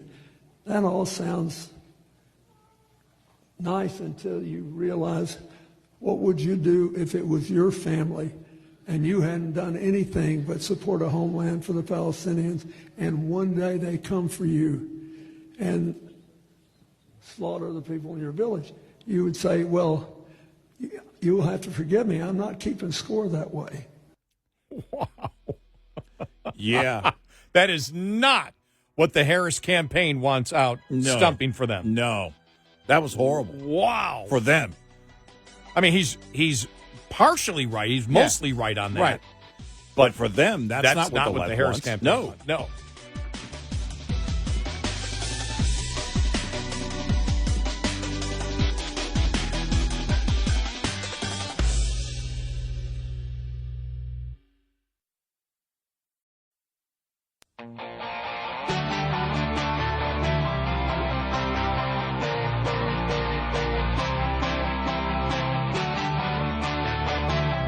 You're listening to Red Eye Radio from the Uniden America Studios. It's Red Eye Radio. He's Eric Harley, and I'm Gary McNamara. So you think about it. I mean, here's a race that's probably going to be very, very close. Mm-hmm. And you think about it, and I was reading, where was it yesterday? I was reading. They was saying, both campaigns are a mess. Well, they're not. No. The Trump campaign has been extremely organized in promoting the issues over and over again. We just played the Clinton thing. Yeah. That's not the message that Democrats want to be sending by having Bill Clinton out there, that Hamas is at fault and Israel is right. And you could hear his demeanor as he realized he was stepping in it. Yeah. But he then kept walking right through it. It's not what you want if you're Kamala Harris in Michigan. And where the Republicans stand on the issues is so crystal clear. Mm-hmm. It is. It's so crystal clear. Mm-hmm. And so you ask yourself, because we said this a couple days ago, I said, look, even if Trump wins, let's say he wins by 3 in the popular vote, you still have then roughly 47% of the Americans that are for all of the insane policies of the Democrats. There's a huge problem there. Yeah. Yeah. Even if you win, there's a huge problem. And you and I talked about if, Trump wins a couple of times, and I've said, look, I'm voting for Trump, number one, far number one over everything else. And I have major concerns about the other topics. But dominant reason that I'm voting for Trump, which differs from the average American. But the number one reason is to stop the weaponization of government. Because nothing else matters if they can continue weaponizing government. Nothing else matters. Right. The budget doesn't matter. The border doesn't matter. Inflation doesn't matter. None of it matters if you don't stop the weaponization of government. Right. If you don't stop the lawfare. If you don't stop the Democrats attempting to become a banana republic. And so that's dominant Yeah. So again, where they end up going, I don't know. I saw one of the surrogates for Trump who was talking yesterday. He's the one that's going to basically staff and do a lot of staffing, if Trump wins. Yeah. And he said, no, Kennedy is not going to lead. He's not going to be the head of, the Health and Human Services, HHS, CDC. He goes, that's not. He may consult it, his opinion, but he's not going to lead it. I think it's been clear also based on how much we haven't seen since really the day or the few days following JFK's endorsement of Trump. I'm sorry, RFK Jr.'s endorsement of Trump. JFK. What? That was the tell for me. How much are we going to see of him? Because it's how much do we want him out there? The campaign has been organized on every level. He was out there a lot yesterday. Well, that was the first time I've seen him since a few days after he endorsed him. I mean, he hasn't been present like everybody else has. Everybody else has been consistent in terms of being out there, campaigning for him, being in the media, and I think it is limited. Because I think Trump knows. I think if at the very least, everybody else in his campaign understands RFK Jr. is a bit of a risk. He's not like Tulsi Gabbard. Tulsi Gabbard has been consistent on a lot of things.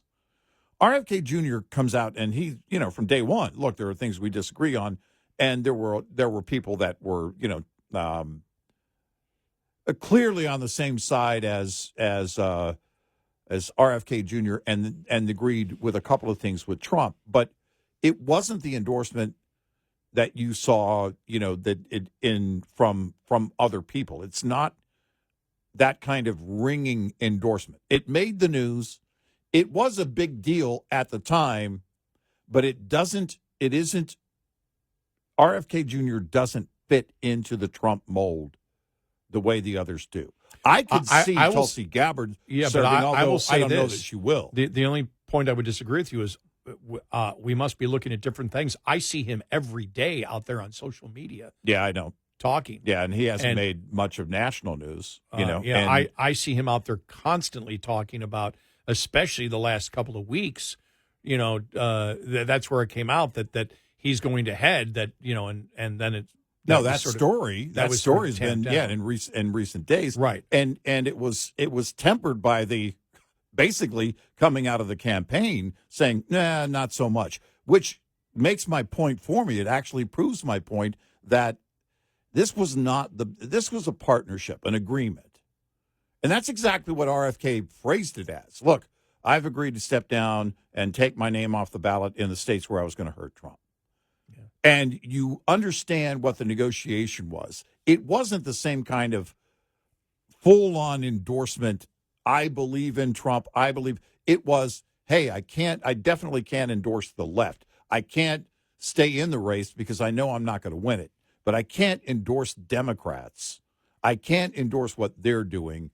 And that was a big deal because it was light years from where we were just 4 years ago. You couldn't have that. In fact, it's apparently causing some problems at home for RFK Jr. But the problem, too, is that there were a lot of us conservatives that had concerns with RFK Jr. from the beginning. And I think those inside the Trump campaign understood what this was.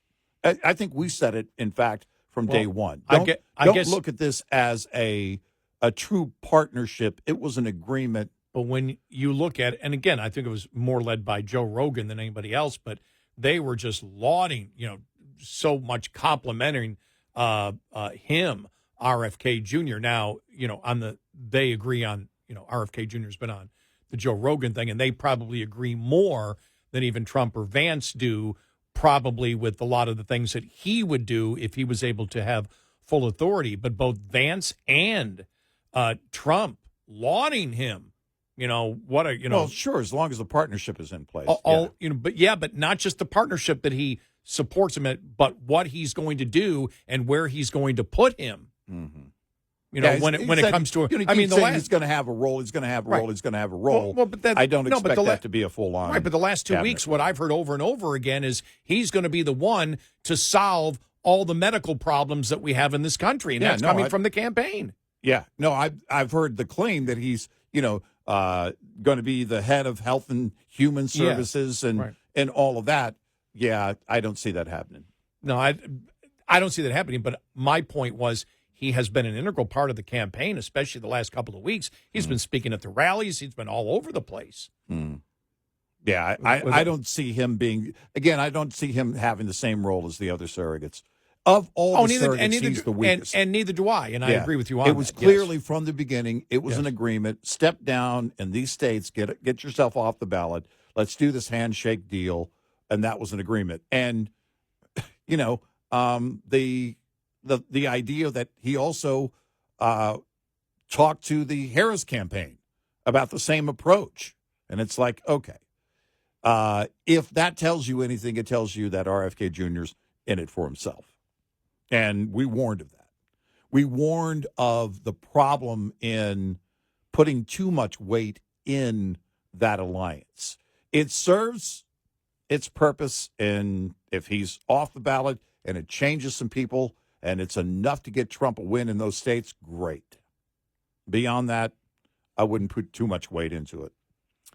All right, more audio here. We had played earlier. You had the one Republican strategist saying, all right, I've heard from some people in the know that are concerned about some of the polling in Michigan and Wisconsin. This is Republicans.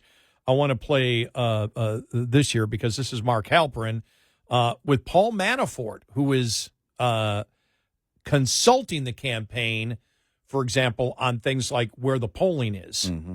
And here's his conversation that they had back and forth. This, in part because you're curious, but also because you're trying to anticipate what are they going to do? What are we going to do in reaction? What do you think they're thinking in Wilmington about the Sun Belt states right now? I think if they're being honest, they're probably focusing on the blue wall right now. The problem they have right now, this is where you can see registration in the early voting in Georgia. I mean, in North Carolina, in Nevada, in Arizona. We are actually ahead on early voting in those states. So not only are the Democrats not carrying the water that they normally do in early voting, we're beating them in early voting right now, and in our modeling. And in the blue wall states, where you don't have a lot of registration in Michigan and in Wisconsin, they are not holding up to their 20 and 22 early vote turnout numbers in our modeling, significantly actually falling behind.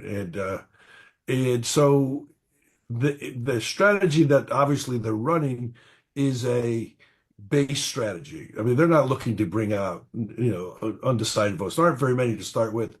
And her whole closing message has been really a base message. And so they're hoping to turn out massive numbers that have not turned out in the early voting, which is where they've got a history on election day. That's going to be a big task for them. And because they haven't been able to do it over the course of 2.5 weeks so far. They got to do it in one day now.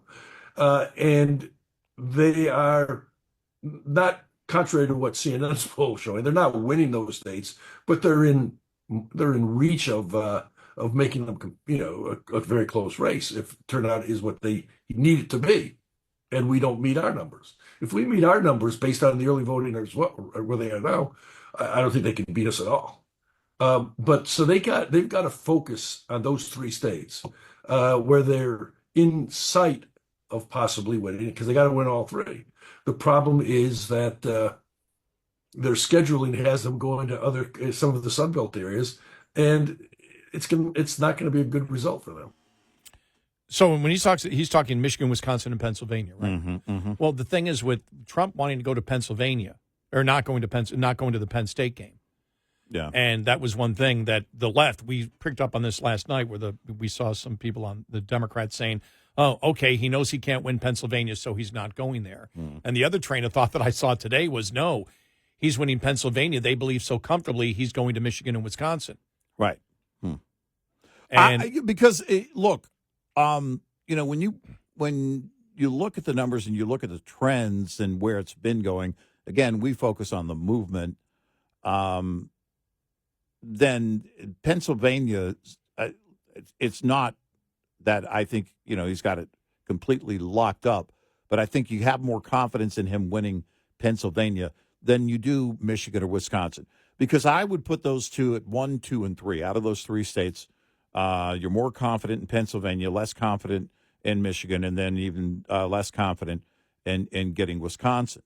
But then, you break down, and I keep going back to Michigan and Wisconsin and looking at the breakdown of the polls. It's hard because you tend to, in doing what we do, you tend to go into look at what happened in 2016 and in 2020. Some things apply, but not everything does apply, historically. Yeah. And when you do the breakdown of it, it's like, okay, look, if he takes Pennsylvania, a good chance he takes Michigan and Wisconsin. Yeah, decent chance. But there could be some breakaway between Michigan and Wisconsin. And I guess we'll see. But then I revisit certain polls and the methodologies and everything else, and it's like I still say the momentum is going his way in Michigan and Wisconsin over any momentum she has, for sure. And so, again, we'll see next week or whenever we get results. 866-90 Red Eye. Coming up, more with Gary McNamara and Eric Harley. It's Red Eye Radio.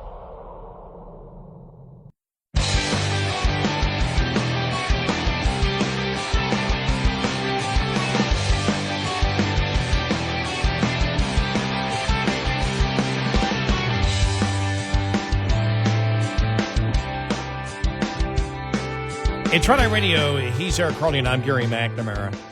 It's really amazing. I think going back to the Clinton thing, and I'm just shaking my head going, my God, he's out there as a surrogate. Every single time he speaks, that's not the message that Harris wants him out there promoting. Yeah. It's really incredible how bad the surrogates have been for her. It's at every turn, it's counterproductive.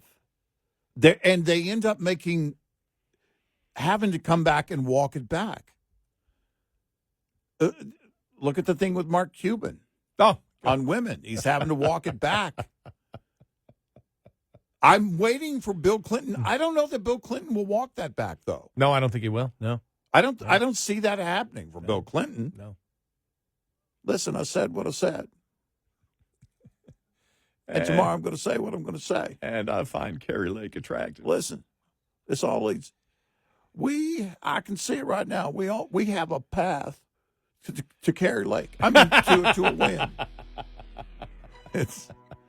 It's just, I don't, there's nothing else you can do. We're done. Today's the last full day, effectively, of campaigning.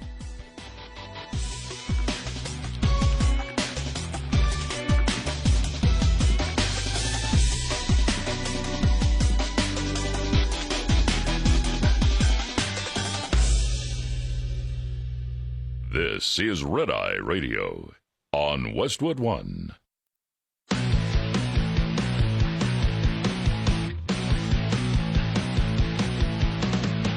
Now, it's Red Eye Radio.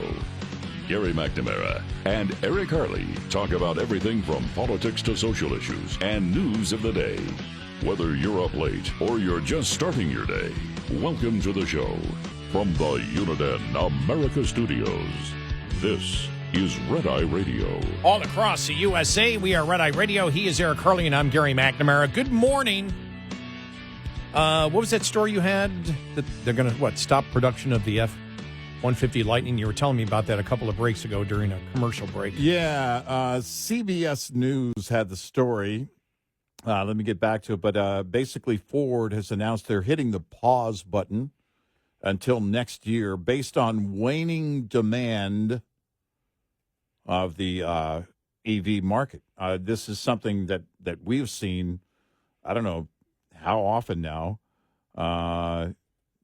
they have to hit the brakes on building EVs because what happens is they start stacking up at dealerships aren't selling them, then there's nothing else you can do.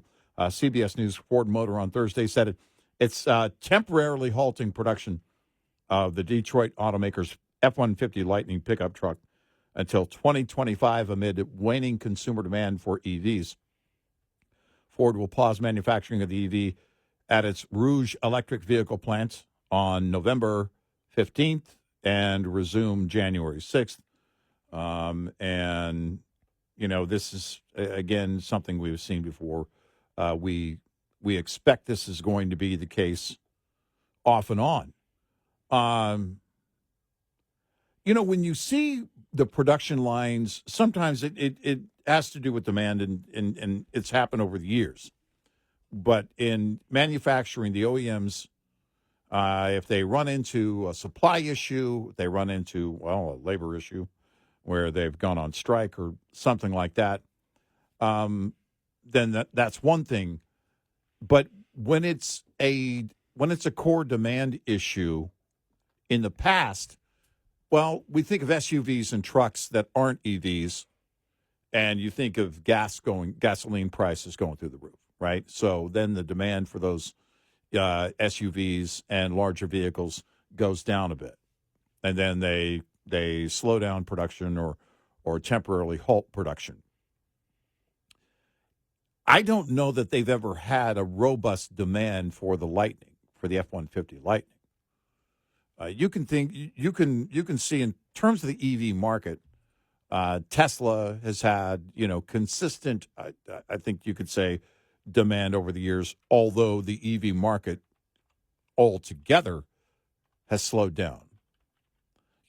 I've made the point over and over again, you're going to see the saturation level, basically it's going to be you're going to hit a certain point, a certain wall on saturating that market.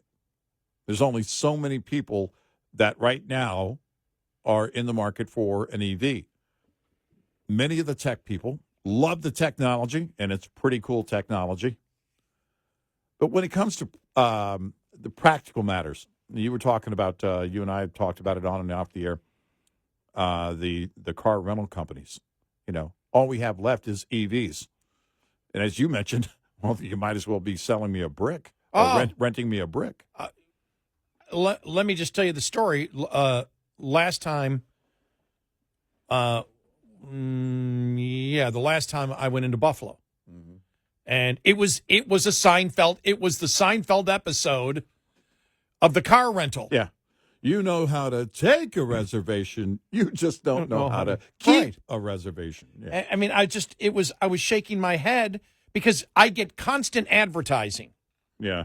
Now, Budget Avis is where I run from the majority of time, and I build up, I get miles, I get everything for that. Mm-hmm. But the majority now I've been going to Budget more the last year. Yeah, I get the emails every day. I get the emails every day. Mm-hmm. Upgrade, upgrade, upgrade. Mm-hmm. The upgrade is meaningless. It doesn't mean anything. I got one just a few hours ago. Yeah, I can never get the vehicle that I want. Right. Mm-hmm. So I go in last time. And I've been paying a couple of dollars more. It's not really that much more between a compact and an intermediate. And I just like the intermediate vehicle because I will get the rent-a-car, and I want a car because I don't want my father, the reason, I get the vehicle, because if I wasn't going to have my father, I'd probably get the truck.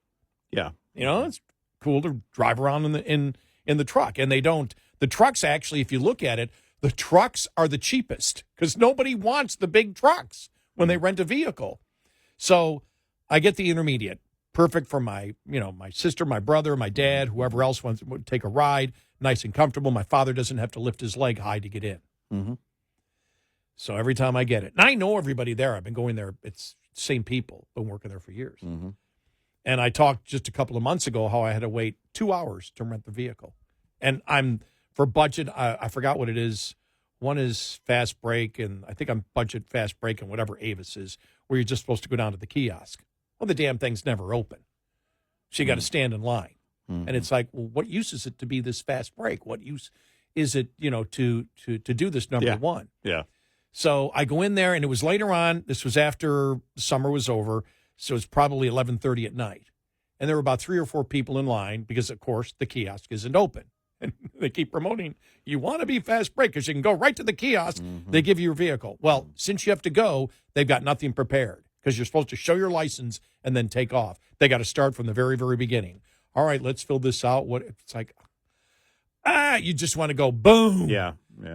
So they sit there and go, well, sorry, we have no cars left. All we have are electric vehicles and the big trucks. But I put a reservation in for a vehicle. Well, we know you put a reservation in the vehicle. Well, then the vehicle isn't here. Well, yeah, because we don't have any left. Well, yeah, but the reservation's supposed to hold the vehicle. You see, you know how to take the... Okay, so the whole Seinfeld thing. Again, I looked at the guy and I said, an EV or a big truck, you might as well offer me a rock, is what I told him. And I know the guy because I've been there so many times. He goes, I know, I'm just sorry it's the way that it works. I go, I know, but if you think that an EV, the average person comes up here, EV, where the hell am I going to charge it? I don't even know. I don't even do it. Why would you even offer that? Why are any of the automobile companies or leasing companies offering EVs?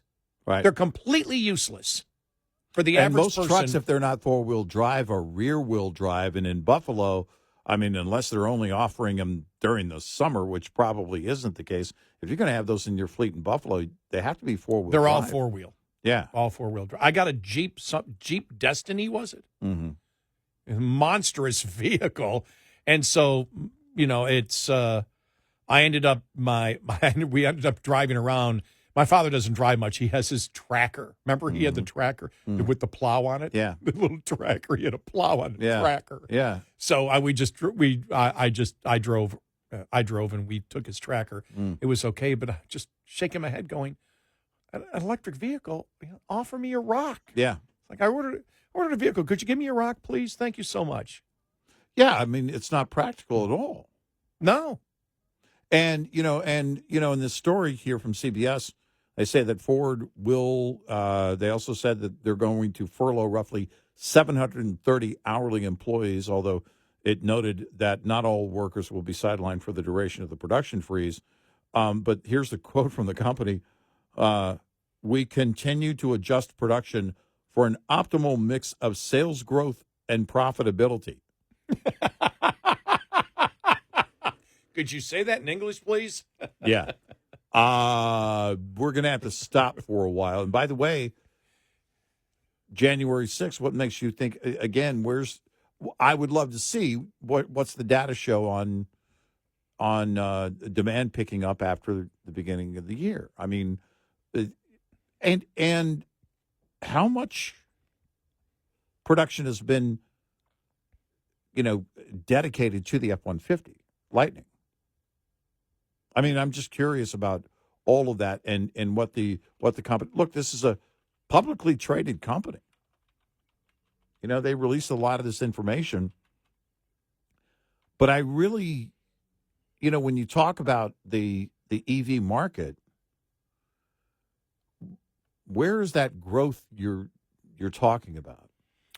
The reviews for the F-150 Lightning weren't great. The real world reviews, real people, buyers' reviews weren't stellar. And, well, if you know anything about the history of Ford Motor Company, look, at pretty much every other turn, they know what they're doing. So what tells you that, if you're the CEO of Ford, what tells you there's going to be growth in demand for the F-150 Lightning? Just reading here, went to Google. It's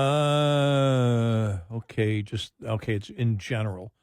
According to recent reports, Ford's currently estimating to be losing around $5 billion on the electric vehicle division, Model E, which includes the F-150 Lightning, with some estimates stating that they are losing roughly $40,000 per vehicle.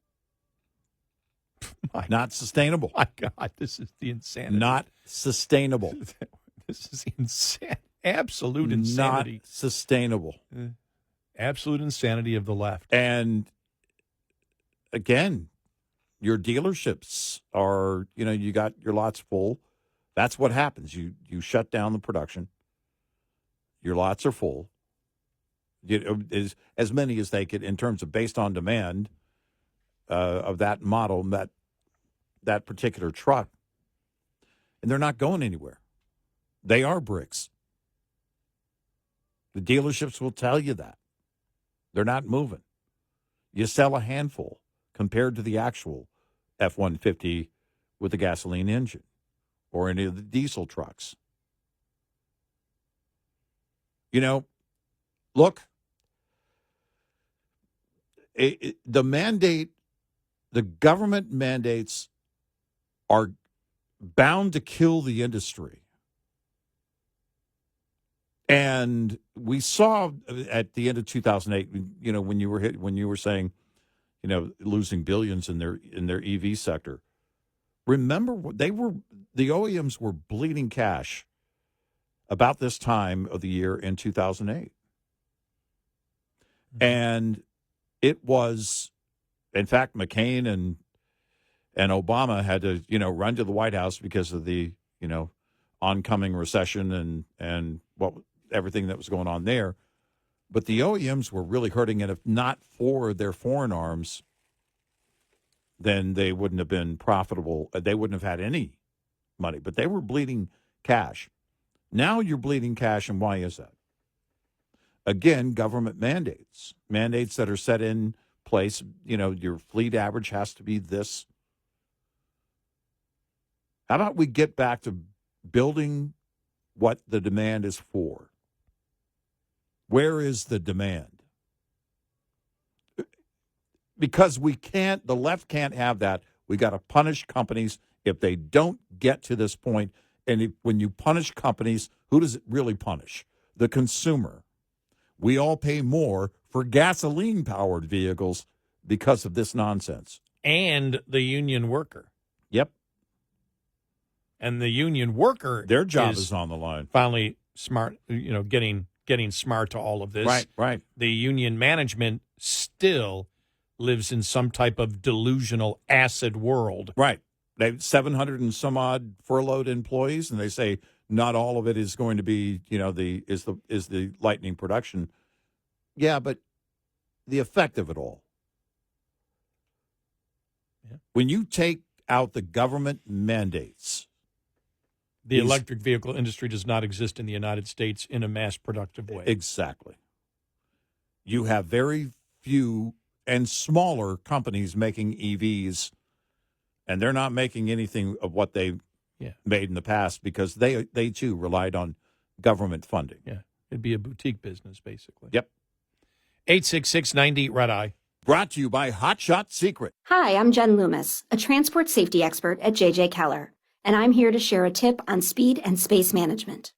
When driving, you need to manage the space around your vehicle so that there's enough space to allow you to adjust when traffic conditions change. The space ahead of your vehicle is the most important and one of the easiest to monitor and adjust as needed.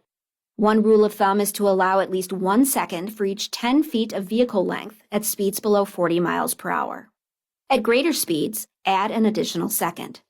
It's impossible to keep other drivers from tailgating you, but there are some things you can do to make it safer, such as increasing your following distance, avoiding quick lane changes, and slowing down. There are also several things you should do to ensure that there is plenty of space between the side of your vehicle and other vehicles. Don't hug the center line, avoid hugging the right side of the road, and avoid traveling alongside other vehicles in strong winds, especially crosswinds. This tip was brought to you by J.J. Keller and Associates. Visit us at jjkeller.com. Lines open for your calls. 866-90-RED-EYE on Red Eye Radio.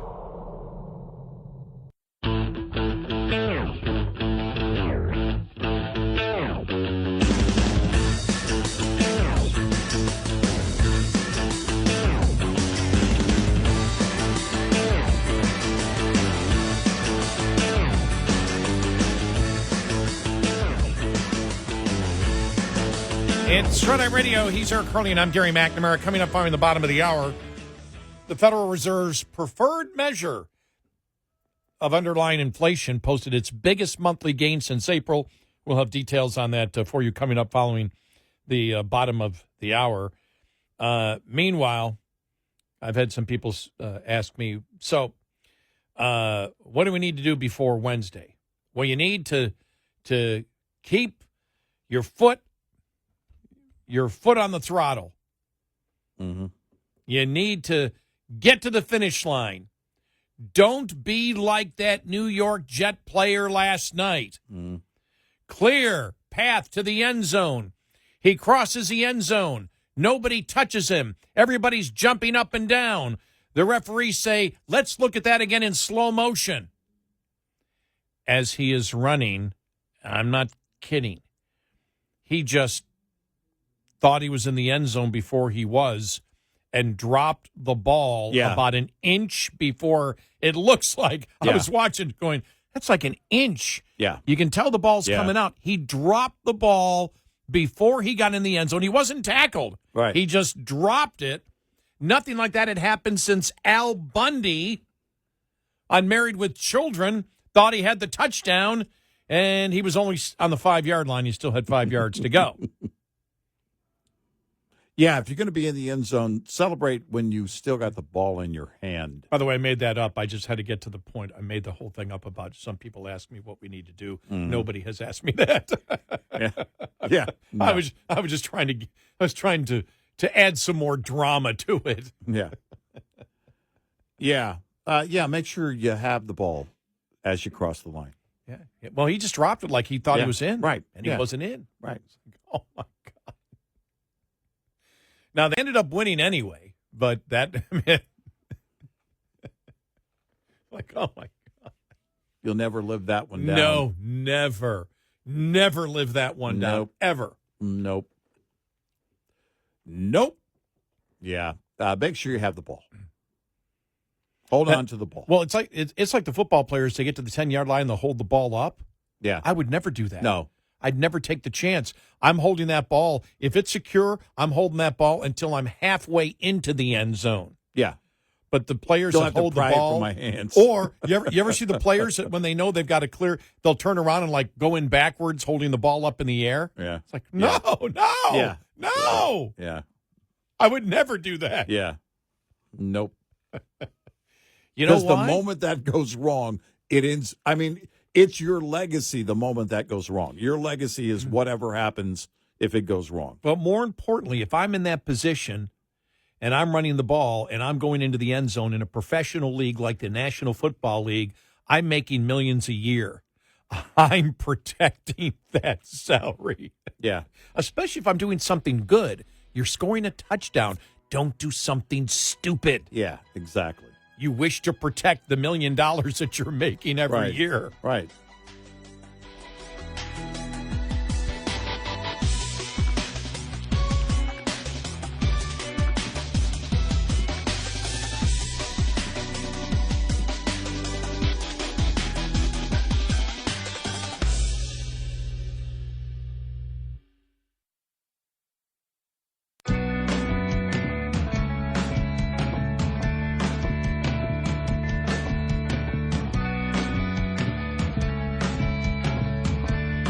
You're listening to Red Eye Radio from the Uniden America Studios.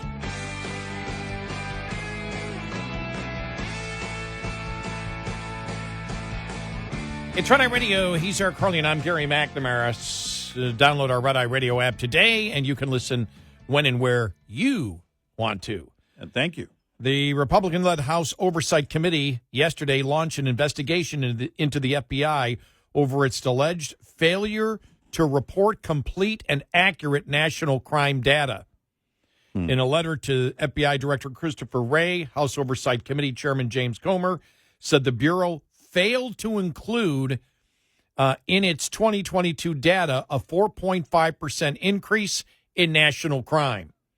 The FBI had initially reported a 1.7 decrease in violent crimes in 2022, but later quietly revised those figures. Comer said. Comer alleged that the FBI failed to include in its initial count an additional 1,699 murders, 7,780 rapes, 33,000 robberies, and 37,000 aggravated assaults. Comer said the FBI's failure to report this data draws into question the credibility of the 2023 Crime in the Nation report. Wow. He noted that Vice President Harris touted the 2023 data, and the media used it to dispel Americans' real concerns about crime. Well, it's the same thing, though. If you know if there's crime in your area. Yeah. That's the one. Right. It's sort of like inflation. Yeah. You sort of know it. And I was seeing a couple of, in fact, it was local, talking about the crime as an issue in the big cities here in Texas. Yeah, I mean, I think I don't think that there's really any state that has been immune to it when it comes to the big cities. The major metro areas really, you've seen it because those major metro areas, even in states like Texas, are run by Democrats, and you have in those Democrat-run areas the same policies that give deference to the criminal. Look, if you steal less than $1,000, go ahead, steal it, and then, we'll have the retailer fill out something online. We don't even dispatch police officers. And people don't feel safe in areas like that. When crime is on the rise, when the borders are broken, when you can't afford groceries, when you can't afford the rent, all of this is greatly disconcerting. This goes to this shakes at the core your very survival instincts. And I'm curious to see what happens next week. If as a nation we're going to decide this is how we're going to keep going. I was telling you during the break, I'm really curious. I'm really anxious to see where the nation is. The nation is. Yep. If we've decided as a nation this is okay, this is the path we've chosen, and it will still be based on the disdain for one guy, we're willing to give all of this up because we hate one guy. Or they approve of what's going on. Mm-hmm. Yeah, they're okay with it. They don't have a problem with it, which would be even more dangerous because it means that the Democrats will keep winning elections for a long, long time based on all of those things that are broken. Because if it's not hatred for one man, it's that they approve of what the Democrats have done issue-wise. Yep. They want more inflation. Yep, it's one or the other, or both. It could, it could be both. But if you're willing to sacrifice all of that for any reason, I mean, think about that. Crime is on the rise. The border is broken. Your buying power has been depleted to the point that you're underwater. Families have now in their household 2, 3, 4 jobs and still aren't making it. Things aren't becoming more affordable. Your buying power isn't expanding. And if you vote for that, then you deserve more of it. Well, I think a lot of Democrats want that because then those people can be portrayed as victims and they can have more control. There's no other. No, I think the party absolutely wants it. There's no other reason to look at. Look at this number. I saw it just last week, and it was promoted that the Democrats are losing on the radical transgender movement because 60% of Americans don't want men playing women's sports against women. Mm-hmm. Well, that means 40% do or are undecided. Yeah. Which means 40% are absolutely insane on that issue. Yeah. That's not the politicians doing it. That's the fact that Democrats agree, which means if they agree with the radical transgender movement, they agree with the misogyny of it. Yep. They agree that science doesn't matter. They agree that men should dictate to women, what women should do, that men are the ones that define what a woman is. Mm-hmm. You think about the craziness of Justice Jackson when she said, I can't define what a woman is. Democrats don't care. No. I'm talking about the voter. The voter they don't view that as an issue. They don't view denying women. Think about this. A Democratic Party that has stood by radical liberal feminism for such a long time, and now the radical feminism has gotten to the point of completely 180 degrees that men get to decide what a woman is, and they're okay with it. And they fell right apart. They were destroyed. Yeah. They didn't even put up a fight. The liberal feminists were the biggest cowards you could ever find and said the man gets to decide what a woman is. Why? Because the man says so, and we Democrats, for all this women crap that they talk about, and think about it. Think about what's driving that. Where is really the only, if there's an increase in people voting for Democrats, where is it? Women. That's it. And women want men to decide what a woman is. Democrat women want that. Democrat women are okay with the threats and the bullying of young women, and they are okay with women getting hurt because men are playing their sports. How do you fight that? We talked yesterday about the article that was written that Republicans are finding they've got this huge problem. They can't convince Democrats and some independents. They can't convince them of the insanity of the Democrats. Why? Because when they tell them, there was a study out the other day, 70% of Democrats don't even know the radicalism of what the Democratic Party stands for. That matches the article that we read yesterday that said Republicans find they can't go in and say, well, this is what Democrats believe, because the people say, no, they don't. No idiot could ever believe that. No, that's what they believe. See, you're peddling conspiracy theories, everything from the radical transgender movement. They go, come on. I fully believe that some in the liberal activist media don't even understand fully. Well, they in the article yesterday that the New Yorker reporter that wrote the article about Trump is delusional because Trump, at the debate said, wait a minute, she wants taxpayer-funded sex changes for prisoners. Yeah. And the writer went, this is delusional. This is a kind of delusional insanity that you get from Trump. And it was true. It's true. Yep. It's what she wants. Yep.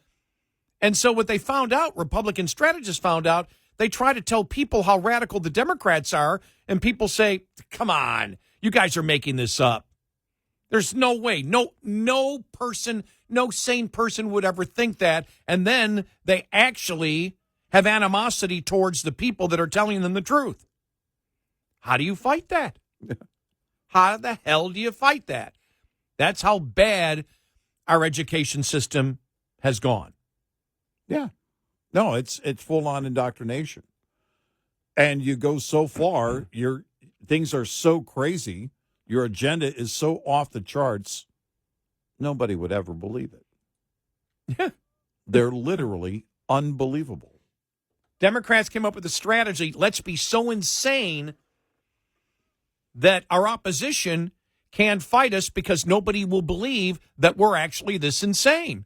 And then we'll have George Clooney tell everybody, listen, go vote for us and don't tell anybody about it. And the exit polling goes through the roof. Oh, Trump won by a landslide because of George Clooney. Yeah, that's not going to happen. We're having some fun. George Clooney did say that. But you have this situation right now that, okay, if you want to choose the path of non-growth, of mandates that will kill industry, just go ask Ford. Where OEMs are bleeding cash and companies can't make a profit, which means they can't hire people. In fact, they're more inclined to lay off people. Then you choose that path. That's when the states, by the way, will start, the cultures in the states and the economies in the states will have that greater disparity. You'll see that. You'll see it more and more. Because people like to sound hip. They love to say, oh, well, yeah, I'm moving to Austin. Austin isn't like the rest of Texas, except for the tax benefits and all of that and the productivity. And by the way, even that got out of hand. People make choices based on their survival. That's why you see people leaving California. If Trump loses, you're going to see even more of that. People are going to say, well, Democrats have won again. I'm just going to have to go to where I have more control of my life. At some point, you can't afford to stay. Disparity in the economies and cultures of states. Yeah, I think that's going to happen no matter what, because I think it's going to keep going that way because the states aren't going to change. If the states, if people like Gavin Newsom feel empowered from a Kamala win, and they will, what they'll say is people voted for more of this. Well, I've been doing. Yeah, but I think even if she doesn't win, you're not going to change in California. You're not going to change in Illinois. Oh no, I don't. You're not going to change in New York. Of course you're not. But my point is, they'll ramp it up even further. If they get that stamp of approval in the general election, it's time to go full on. Right. We weren't doing enough. That's my point. And you're going to see that greater disparity between the states. It will continue to grow with or without it, but it's going to grow at a rapid, much more accelerated rate, I'm convinced, if she wins. That's that big stamp of approval. We must be doing everything right. Let's not just keep it going. Let's ramp it up. And that's what people will be saying to them, by the way. That's the message you're sending to them. Yes, we love it. Give us some more of it. Insanity. Yep. Pure insanity. Yep. 866-90 Red Eye. We'll be right back with more Red Eye Radio with Eric Harley and Gary McNamara.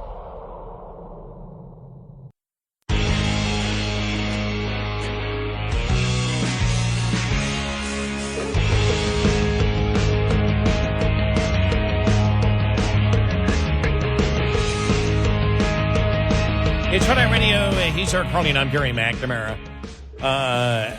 After Arnold Schwarzenegger endorsed Harris the other day, man, some of the memes that came out, some of the things that were on X, for example, Schwarzenegger and Doug Emhoff are starting a group called White Dudes Who Knocked Up the Help for Kamala. Oh, my God. Didn't they see that coming? Wouldn't you have expected they would have said, look, just vote for us, don't endorse us? Because, my God. Yeah, but on a lot of levels, right? I mean, who is it that's actually working as a surrogate? That's actually where the endorsement actually means something. You know, I mean, for her, there aren't any. By the way, I'm convinced Arnold really came on board to be a last-minute bodyguard. Don't go in there. Don't go in there. Joe Rogan's in there. He wants to talk to you and interview you for 3 hours. Stay out of there. Don't go in there. There's an interview in there. I think he's trying to help her by being the bodyguard. It's bad at every turn. Ah, I know. Because, you know, we also have to bring up Bill Clinton's past. Yeah, it's true. You know, sorry, Mark Cuban. You want to talk about the women that Trump surrounds? Let's talk about Bill Clinton and women.